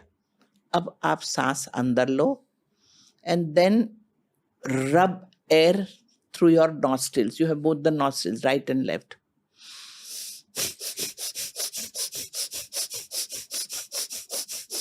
What am I doing? My lips are closed. My tongue is stuck on the palate. I'm just using this no stomach muscles. Oh. No stomach muscles. कपाल भाती पेट पे कहाँ जाएगी? कपाल is here. So it is this. We have been teaching this since years in the Yoga Institute. तो पहले लोगों में ये जो वो हो गया है ना थोड़ा, क्योंकि कोई चीज़ बहुत पॉपुलर हो जाती है, आदमी वो करने लगता है जी। मगर वो साइंटिफिक ढंग से जब समझता है तो बात अलग होती है। तो ये कपाल, और उसको क्लीन करने में क्या हो रहा है, you are not taking a long breath, air doesn't go to your lungs, it is only cleaning irrigation, cleaning your sinuses which are hollow cavities. अब झट से सांस 3 सेट साइनसेस है, एक यहाँ और यहाँ, chaotic sinus, frontal, maxillary, chaotic. ये तीनों hollow cavity जिसमें म्यूकस भरा रहता है जी। It is good. मगर एकदम टाइट हो जाए तो इवन वॉइस में आपको दिखेगा कि आपकी आवाज में ही वॉल्यूम नहीं है। तो क्या करना है, बस समझो, पेट को हिलाना ही नहीं है। क्योंकि किसी ने मुझे पेट को लेकर ही सिखाया, वो वही नाम से कपाल भाती पॉपुलर है। तो वो उसको हम भस्त्रिका कहते हैं, और वो प्राणायाम है। मतलब जो आप ये कपाल भाती। ओके। तो ये तो इंसान को बहुत बार करनी। जरा नाक में कुछ गंदी बास आई, निकालो। हाँ, ये साइनस, इसको क्लियर करो। हाँ, आप छोड़ रहे हो, लेने का भी है। ये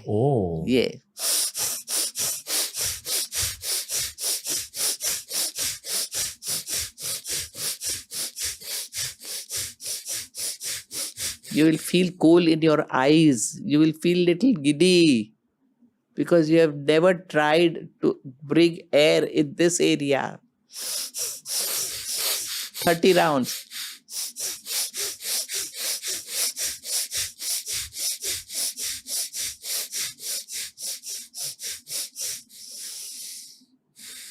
Take long breath in and then leave. This is one round of Kapalbhati. 30 rounds of this. धीरे धीरे करो, फिर फास्ट कर सकते हो. फोर्सिबली करो, जैसे ये धीरे हुआ, फोर्सिबली हुआ.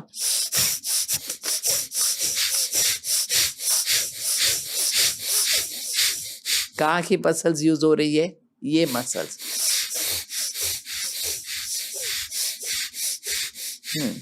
No movement on your body. It has to be only this. You कांच के सामने बैठ के करो तो आपको बहुत अच्छा रहेगा.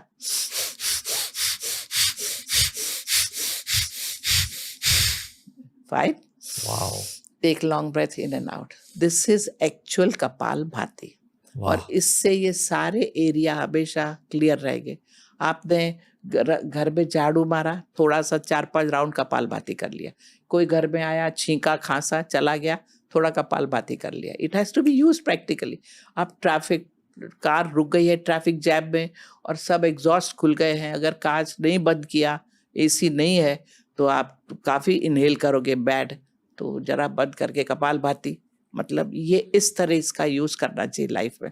और पोल्यूशन तो बहुत हाई है ही, तो दिन में 3-4 बार. मगर क्या हम कहते हैं, when sun is rising, sun rays on your face is a must for face. And then massage your forehead. So your fingers and your thumb, move it like this. Massage, do it. Press and release, press and release. So here you are increasing your circulation.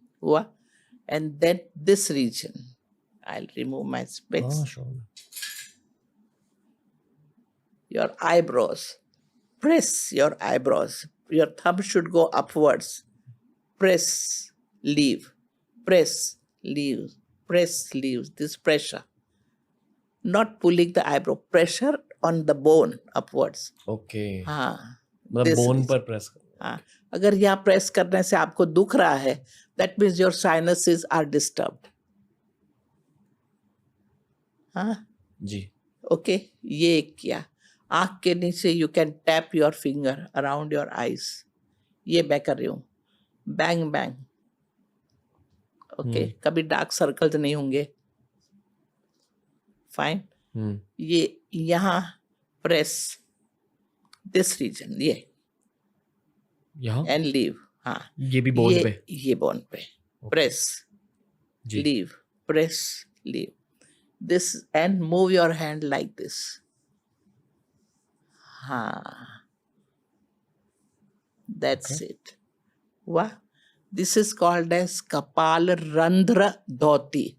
Randhra means clean gaps. Randhra. सब movement साथ में अगर किए, कपालभाति कर लो, फिर ये कर लो. अलग अलग भी कर सकते हो. और हाथ यहाँ कान के आजू बाजू. This front, behind, behind. हाँ, front, behind. ये जो एरिया है ना, this is chaotic sinus. It is balancing mechanism area. तो यहाँ ये मसाज करना, इस भाग को हमेशा वार्म रखना जरूरी है. मसाज कान के पीछे, पीछे और आगे दोनों. आगे, पीछे, आगे, पीछे. ये. और जब स्नान करते हो, स्नान खत्म हो गया, हाथ वाथ थोड़े गीले हैं, तो उंगली कान में डाल के rotate your hand round and round. Wash your finger and then come out. अगर sticky हो, रोज ये करना जरूरी है. This has to be every day. ये कॉस्मेटिक्स के लिए. कॉस्मेटिक्स के लिए. Okay. Because automatically you see your face has become little glowy. Yes. He says, take the mirror and see. Automatically, because you are improving, cleaning the place and improving the circulation by this. In yoga, there is one more technique which is called as Jalaneti. All that is important for face. In case if you find you are going too much in bad air and all that, clean your sinuses, clean your these both the nostrils. Ji So take little warm water. Hindi Hindi हाँ, Sorry. एक पानी लो तो थोड़ा गुनगुना हो, उसके अंदर आधा चम्मच नमक डाल दो, तो नमक का पानी हो जाएगा, है ना। हमारे आंसू का जो टेस्ट होता है ना सॉल्टेड, वो लगभग टेस्ट हो जाएगा, उतना पीएच वैल्यू। और फिर इसको आप नाक उसमें डुबा दो, दूसरी नाक बंद करके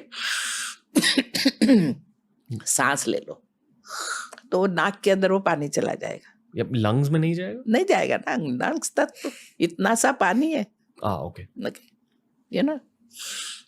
और मुंह खोल दोगे तो मुंह में से निकल आएगा। इसको दोनों आप नॉस्ट्रिल करके देखना, दोनों अलग अलग। ओके इसको कहते हैं जलनेति। ये इतनी सुंदर सिंपल सी टेक्निक है। बाथरूम में गए, थोड़ा सा गर्म पानी नमक डाला और जलनेति कर ली दोनों बाजू, तो योर इंटरनल नॉस्ट्रिल के अंदर का जो म्यूकस है वो निकल कर और फ्रेश म्यूकस वहाँ आ जाएगा, और जो इन्फेक्शंस यहाँ लगे हुए हैं वो सब निकल जाएंगे करके। ये एक बहुत ही सिंपल सी टेक्निक है, करोगे तो अनुभव करोगे इसका। तो ये बहुत ज़रूरी है संभालना और ये करना। मैम तो वो पेट वाला क्या होता है जो मैं हाँ, तो अब उस पे आते हैं। अब ये सब तो आप कभी भी कर सकते हो जी खाली ये जलनेति जो है रात को नहीं करो, क्योंकि अगर थोड़ा पानी रहेगा तो फिर सर्दी हो जाएगी। लेकिन जलनेति दिन में करनी चाहिए। जलनेति के बाद थोड़ी एक्टिव रहो, तो अगर कभी कुछ पानी अटका हो तो वो निकल जाएगा। वैसे इतने से भी कुछ खास अटकता नहीं जी अलग अलग तरीके लोग पॉट वापरते, गुड़ गुड़ गुड़ पानी यहाँ से निकालो, वो करो, वो सब हठ योग में सब है। मगर योग इंस्टीट्यूट में जहाँ मैं चला रही हूँ, हम लोग बहुत ओल्डेस्ट ट्रेडिशनल चीज़ें वापरते हैं, जिसमें कोई चीज़ की ज़रूरत नहीं है आपको। अपना खुद का बॉडी सक्षम, आपका हाथ इतना काफ़ी है। तो ये हुआ कपाल भाती और वो। अब भस्त्रिका, जिसको भस्त्रिका कहते हैं, वो पेट के साथ में ही यही करना है जो करना है। तो अब आप अब आप सांस छोड़ते हो, पेट अंदर जाता है। जी पेट पेट से ब्रीदिंग कर रहा हूँ। पेट से देखिए, यहाँ डायफ्राम है, जी और जब आप सांस लेते हो लंग्स फूलते हैं, डायफ्राम नीचे की ओर जाता है और पेट बाहर आता है। और जब आप पेट अंदर लेते हो डायफ्राम ऊपर जाता है, लंग्स में से सांस बाहर निकलती है। जी अब ये लंग का एरिया है और ब्रीदिंग का एरिया है, नॉट फेस। तो आप यहाँ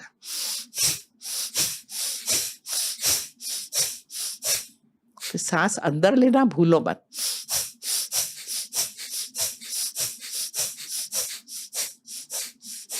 हाँ, एक हाथ पेट पे रखो तो आपको और महसूस होगा। अभी ये जो है, ये it's like a workout again. और ये आपने 30 राउंड किए, इसके काफ़ी अच्छा महसूस होगा। फैट भी कम होने में मदद मिलेगी, ओवरऑल शरीर की फैट। और this is a very good. But 30 rounds, जो 100 150 करना है, वो फिर वो कमर पे प्रेशर आता है, लोगों की कमर दर्द होने लगती है। इसलिए सीधा बैठो और पेट का ये करो। मगर ये कब कर सकते हो? ओनली इन द मॉर्निंग, खाली पेट, empty stomach, and that too only in the morning. तब पेट एकदम एम्प्टी होता है, तब ये करो। और पेट के लिए एक और चीज़ है जो आप कर सकते हो, खाली यूं ही कुछ भी मत करो, सिर्फ पेट अंदर बाहर करो। सांस के साथ सांस छोड़ दो, सिर्फ पेट का मूवमेंट।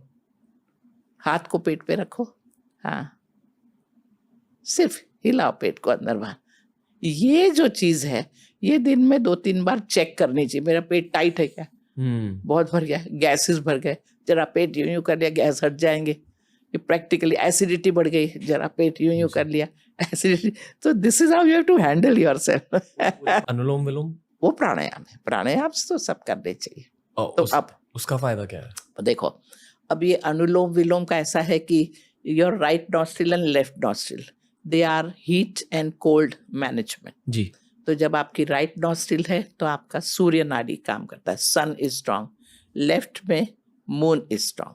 तो हीटिंग एंड कूलिंग हमारे बॉडी में चलता ही रहता है। हर 1.5 घंटे में ये नॉस्ट्रिल्स का फोर्स बदलता है।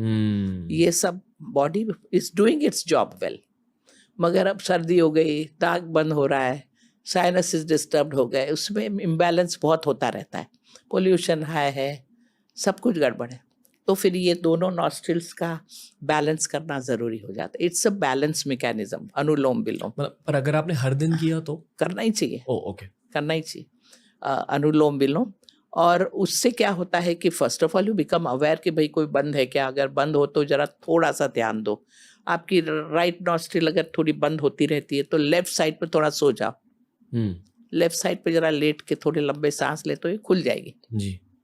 ये बंद है तो इस साइड पे खुल जाओ, तो इस तरह you become aware of all this things. योग में तो बहुत डिटेल में गए ये लोग। एक नाड़ी संस्थान, इसको नाड़ी कहते हैं, नाड़ीज, सूर्य नाड़ी, चंद्र नाड़ी, सुषुम्ना नाड़ी, एंटायर नाड़ी नर्वस सिस्टम का एंटायर वो है।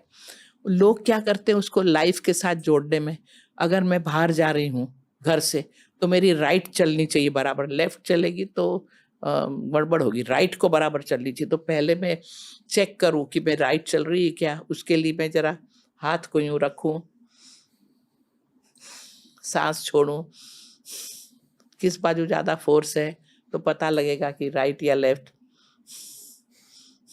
दोनों चल रही है अभी तो अपनी, शायद तुम्हारी भी दोनों चल रही, कोई कपालभाति वगैरह किया है। लेकिन कभी कभी जब नहीं चलती तो उस हिसाब से लोग घर से नहीं बाहर जाते जब तक राइट चलने ना लग जाए। तो ये सब पागलपन की कोई ज़रूरत नहीं, यानी इतना ज़्यादा जाने की ज़रूरत नहीं, क्योंकि body is very very strong machine. भगवान ने दी है हमको, जो शरीर दिया है ना, बॉडी में सब कुछ व्यवस्थित होता रहता है, आपको कुछ करने की ज़रूरत नहीं जी।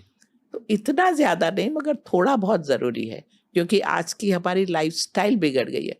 अगर आप एक अच्छे हेल्दी एटमॉस्फेयर में रहते हैं, जहाँ आपका हवा बहुत अच्छी है, ये आप गांव में चले गए और सुंदर, वहाँ इतना पोल्यूशन नहीं, तो आपको ये सब करने की ज़रूरत नहीं कपालभाति की ज़रूरत है, नहीं ये कोई चीज़ की ज़रूरत नहीं। मगर चूंकि हम अब जीवन ही काफ़ी उथल पुथल है तो इसकी ज़रूरत पड़ती। तो ये अनुलोम विलोम प्राणायाम, उसके भी बहुत प्रपोर्शन होते हैं। एक बाजू से लेना, थोड़ा सा रोकना, दूसरी बाजू से निकालना, फिर लेना, थोड़ा रोकना, दूसरी बाजू से निकालना, फिर रोकना। तो ये सब थोड़ा सा सीख के कर लेना चाहिए, अच्छा रहेगा। उससे माइंड भी ठीक रहता है, क्योंकि आप जब कुछ करते हो तब मन एकदम स्थिर हो जाता है, स्टेडी, और माइंड को सारा, अब आप चिंता पास्ट का जा रहे हो, फ्यूचर का जा रहे हो, चलो यार अनुलोम विलोम करो तो माइंड अपनी जगह आ जाएगा। तो ये टेक्निक का उपयोग करो मन को ठीक रखने के लिए। अनुलोम विलोम करने के बाद ना मैं जिंदगी को HD तरीके से देखने लगा। मतलब जब आँख खुलती है आपको पत्तों के बीच की लाइन दिख जाती है, करेक्ट, बहुत ज्यादा फोकस के साथ Correct. आपकी मन एकदम ही क्लियर हो गया ना, सब दोनों बैलेंस हो गया, हीट और कोल्ड। जो आयुर्वेद में कहते हैं कि वात पित्त कफ का बैलेंस रखो, ये अनुलोम विलोम से बैलेंस आ जाता है। तो वाओ, इतने सारे सवाल है। आई नो थोड़ा सा टाइम क्रंच है आज, इसलिए मैं सब सवाल नहीं पूछूंगा, फिर कभी मिलेंगे। ओके। 2 आखिरी सवाल पूछूं? हाँ पूछिए पूछिए। आजकल योग निद्रा का बहुत ज्यादा हाइप है इंटरनेशनल मार्केट्स में, क्योंकि योग निद्रा पर बहुत सारा, क्योंकि योग निद्रा के भी आ रहे हैं और ये भी आ रहे जी स्टडीज निकले, तो अब वेस्ट ने वैलिडेट किया कि हाँ कुछ तो है योग निद्रा में। और आई थिंक साइंटिफिकली ये पता चला है कि अगर सोने से 5-6 घंटे पहले योग निद्रा करी तब रात को आपकी नींद बहुत गहरी हो सकती है। मुझे योग निद्रा मिली मेरे मेडिटेशन स्कूल की वजह से, मैं YSS के साथ हूँ, तो वहां भी कहा जाता है कि अगर मेडिटेशन को भी ज्यादा डीप कर रहा है तो दिन में एक बार योग निद्रा करो। पर जब मैंने मेरे योगा एक्सपर्ट फ्रेंड से पूछा तो उन्होंने कहा कि बहुत अलग तरह की योग निद्रा होती है। That's true. देखिए ये नाम योग निद्रा एक ग्रुप के लोगों ने दिया है जी, बाकी यूजुअल ट्रेडिशन को उसमें उसको शवासन कहते हैं। ओके, शवासन, शवासन, शव की तरह हो जाओ, die for 5-10 minutes, forget about the world and die, bring vairagya, that is shavasana. मगर शवासन 2 तरह से करते हैं। एक ये योग निद्रा में जो बताते हैं, that is one part of shavasana which is called as partial shavasana, and another is complete shavasana. जब आप लेट गए हो और उसके बाद में अंगूठे को जरा सा वहाँ से टेंशन को हटाओ, फिर आप एंकल पर आओ, वहाँ से हटाओ, फिर आप नी पर आओ, वहाँ से हटाओ, जो योग निद्रा की टेक्निक है। और ये यहाँ थाई पे आओ, यहाँ आओ, एक एक पार्ट को 16 जोन्स इससे 18 जोन्स तक ऊपर जाओ, फिर ऊपर से वापस नीचे आओ, रिलैक्स, दैट इज कॉल्ड योग निद्रा, और फिर आप सो जाओ। शवासन का ये एक प्रकार है। दूसरा है कंप्लीट शवासन, जहाँ आप सिर्फ रिलैक्स हो गए, लेट गए, और माइंड को सिर्फ आपके एब्डोमेन पर रख लिया, पेट पर, क्योंकि जब आप रिलैक्स हो जाते हो ना तो आपका पेट थोड़ा सा ऊपर आता है, नीचे जाता है, पेट का मूवमेंट चालू रहता है, बाकी आप सब रिलैक्स हो रहे। आप देखना कोई बच्चा सो रहा है, छाती नहीं चल रही, पेट ऊपर नीचे हो रहा है। कुत्ते को देखो, वो सो रहा है, पेट ऊपर नीचे जाता है। चेस्ट अगर चल रही है सांस लेने में, दैट मीन्स आप टेंशन में हो। जब पेट ऊपर नीचे होगा तब आप रिलैक्स्ड हो। तो ऐसे पड़े रहने का, माइंड को कहीं तो डालना पड़ेगा जी, नहीं तो माइंड तो एक्टिव है, वो काम करता रहेगा। इसलिए यहाँ स्टमक पर डाल दिया है, नेवल पर फोकस कर दिया है, और अदरवाइज डिफरेंट पार्ट्स बहुत डिस्टर्ब्ड हो, बहुत दुखी हो, चलो एक एक एक एक पार्ट को रिलैक्स करो, विच इज कॉल्ड एज योग निद्रा in today's world, but it is shavasana only, but it is the same. जिस तरह मगर ये करना है, you see, योग definitely believes in deep relaxation techniques. One is this technique, shavasana. दूसरी है मकरासन, उल्टा लेट जाओ, पेट पर उल्टा लेट जाओ, बहुत फायदा करता है, डाइजेशन इंप्रूव होगा। ओके, डिप्रेशन में तो ये उल्टा लेटना ही अच्छा लगता है। एस्थमा में आप लेट नहीं सकते, सीधा उल्टा दोनों। तो तीसरा और प्रकार है वो साइड में लेटना। You are lying on the left side, right side, third and fourth is निष्पन्द भाव, जहाँ बैठ गए हो एक रिलैक्स पोजीशन में, और माइंड से कोई न कोई आवाजें जो बाहर आ रही है उसको सुन रहे हो, बस बॉडी इज टोटली लेफ्ट। बहुत strong technique, this is meditation also, part of meditation. You are just listening to the sound which is there in the atmosphere. अभी ये आवाज आ रही, या कोई भी आवाज ले लो, सॉफ्ट म्यूजिक रख लो, अगर कोई भी आवाज। मैं लंदन गई थी, इतना साइलेंस था वहाँ, यहाँ तो आवाजों में ही अपन रहते कि आप थूक निकल रहे हो उसकी भी आवाज आती, पापड़ तो चबाना बड़ा मुश्किल हो जाता है, काफी क्रंची आवाज आती और साउंड ही नहीं है कोई, तो फिर उनको बोलना पड़ता है एक सॉफ्ट म्यूजिक रहो, एकदम लो इंटेंस में, और आप जस्ट सुनते रहो एंड रिलैक्स। ये भी रिलैक्सेशन बहुत स्ट्रॉन्ग टेक्निक। तो ये 4 तरीके हैं रिलैक्सेशन की, शवासन, मकरासन, क्रोकोडाइल पोज, मकरासन इज क्रोकोडाइल पोज, दृढ़ासन साइड में, और निष्पन्द भाव, दैट इज दिस टेक्निक। हमने तो निष्पन्द ऐप भी बनाया है इंस्टीट्यूट में, वेरी स्ट्रॉन्ग मेडिटेशन टेक्निक, 100 तरीके से आप मेडिटेशन कर सकते हो, वो हम बात करते हैं। Walking also is life is meditation my dear, life has to be like a meditation. You are walking in meditation, you are working in meditation, you are talking in meditation. Tension कहाँ है, आप हम enjoy कर रहे हैं every moment. तो ये सब होना चाहिए। मेरे वाली योग निद्रा के टेक्निक में हम डबल ब्रेथ इन लेकर बॉडी टाइट करते, उसमें फिर अपनी relax। मन की टेंशन मिक्स कर देते, और फिर अच्छा, जोर से सांस निकालते हैं, अभी जी। ये कोई नया है। हाँ but it's work for me. मैं हाँ। बहुत डीप चला जाता हूँ हाँ उसकी हाँ वजह से। हाँ तो ये भी कुछ होता है। हाँ, जो मुंह से जोर से सांस बाहर फेंकना, हाँ बहुत अच्छा है। ओके, मगर this is first to become active. तो इसी टेक्निक में आप ये कितनी बार करते हो? 2 या 3 2 या 3 बार। उसके बाद क्या करते हो? सो जाते हैं, मतलब सोते नहीं। एक हमारा सोहम होंगसॉ टेक्निक, अच्छा, हम फिर- सा सो हम, हाँ वो फिर लेटे हुए करते हैं, हाँ, यानी वो मंत्र के साथ में जी। आप पड़े रहते हो। मतलब focusing on eyebrows. Okay okay, fine, बहुत सारे। तो वो अलग अलग टेक्निक्स आ जाती, क्योंकि these are all new techniques. But what I am trying to tell you in shavasana is another thing, that you make your toe little tight, पाँव का, I mean, feel where your toe is, otherwise we ji. don't know where, and then leave it, relax. Then you make your ankle little tight and relax, and make your knee up and down, relax. ऐसे different part को feel करो जी। और उनको relax कराओ। हम कोई part tension कर लेके ही बैठते हैं, कोई मसल टेंशन में है, यूं हाथ रखा है, मार पता ही नहीं, अरे भाई रिलैक्स तो करो। तो when mind is too much disturbed and एक एक पार्ट को समझना पड़ेगा और उसको रिलैक्स करना पड़ेगा। तो वो करते हैं, ऊपर से नीचे, नीचे से ऊपर, और उसके बाद में पेट के साथ फ्लो करते हैं। So this is called shavasana. जी। What you are telling is योग निद्रा. So maybe now new techniques are coming up, मतलब and new Yeah. things are coming up. just the moment you start working on yourself, you are helping yourself. Find out what suits. Okay, एक आखिरी सवाल है, जी, first step क्या होता अगर आपको खुद की योग की जर्नी स्टार्ट करनी है? मान लो कोई टीनेजर ये सुन रहा है या या कोई भी anybody, तो फर्स्ट स्टेप क्या है? love yourself. पर आपको ट्रेनिंग नहीं चाहिए? Take respect, love, respect yourself. That is one. Ji, And training के लिए become aware of your breath. That could be one. Okay, Or become aware of your day's routine. That is another. आप सवेरे से रात तक दिन में कितना समय बैठते हो, कितना खड़ा रहते हो, ट्रैवलिंग किया है. तो मैं अक्सर सब लोगों को ये कहूँगी कि right a diary straight away. लिखो कि आज आपने क्या क्या खाया, जी, लिख डालो. आज भिंडी की भाजी थी, राइस था, ये था, ये था. Just note it down. Second, what was your routine.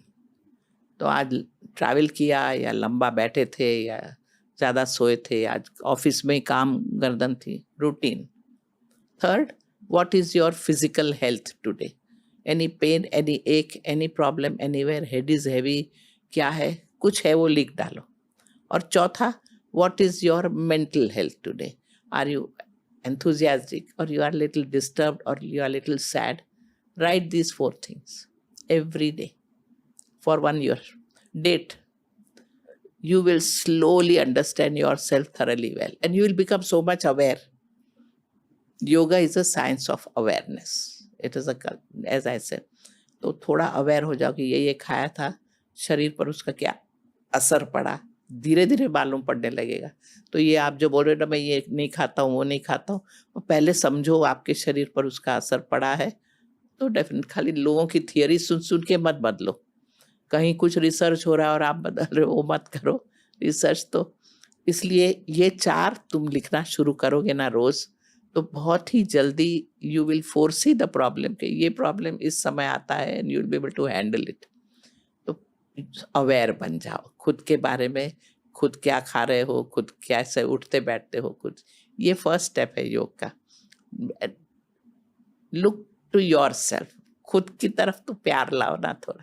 अभी घुटना दुख रहा है, जरा प्यार से हाथ तो फिराओ कि ठीक है भाई मैं हूँ, चलो थोड़ा सेक कर लूंगी, थोड़ा एक्सरसाइज कर लूंगी, ठीक हो जाऊंगी. तो ये ठीक है यार, मैं हूँ. मैं हूँ, I am there and you are. क्योंकि बिगाड़ा ही मैंने अपने आप को, तो मैं ही अब सुधारूंगी भी. Doctor Hansa, thank you. कैसा रहा आपका पहला पॉडकास्टिंग एक्सपीरियंस? बहुत ही अच्छा. आप हो तो फिर अच्छा ही है. नहीं, थैंक यू, बहुत कुछ सीखा आपसे. आज से हर दिन मैं सही तरीके से कपालभाति करूंगा और डाइट को ट्रैक करूंगा. पर डिसिप्लिन जी वो है आप में है और इसीलिए you are doing well, you are looking well, everything is beautiful. Thank you ma'am. I feel कि ये बस हमारी पहली कॉन्वर्सेशन है, बहुत सारे कॉन्वर्सेशंस होंगे. Thank you ma'am. All the best. तो दोस्तों ये था आज का एपिसोड. बताइए कैसा लगा. अगर हम ऐसे ही हेल्थ ओरिएंटेड एपिसोड्स लाए हिंदी पॉडकास्ट पर, क्या आप सुनोगे ऐसे एपिसोड्स? बताइए. मुझे बहुत सारे डाइटिशियंस को लाना है शो पर, कोचेस को लाना है शो पर, बट मुझे बस ये जानना है कि फिटनेस, हेल्थ, योगा, ऐसे टॉपिक्स आपको कैसे लगते हैं, हमें कमेंट सेक्शन में बताइए. डॉक्टर हंसा के यूट्यूब चैनल्स फॉलो कीजिए, उन्हें इंस्टाग्राम पर फॉलो कीजिए. TRS बहुत ही जल्द लौट कर आएगा दोस्तों, बहुत ही ज़्यादा नॉलेज के साथ. Lots of love from Ranveer and the team.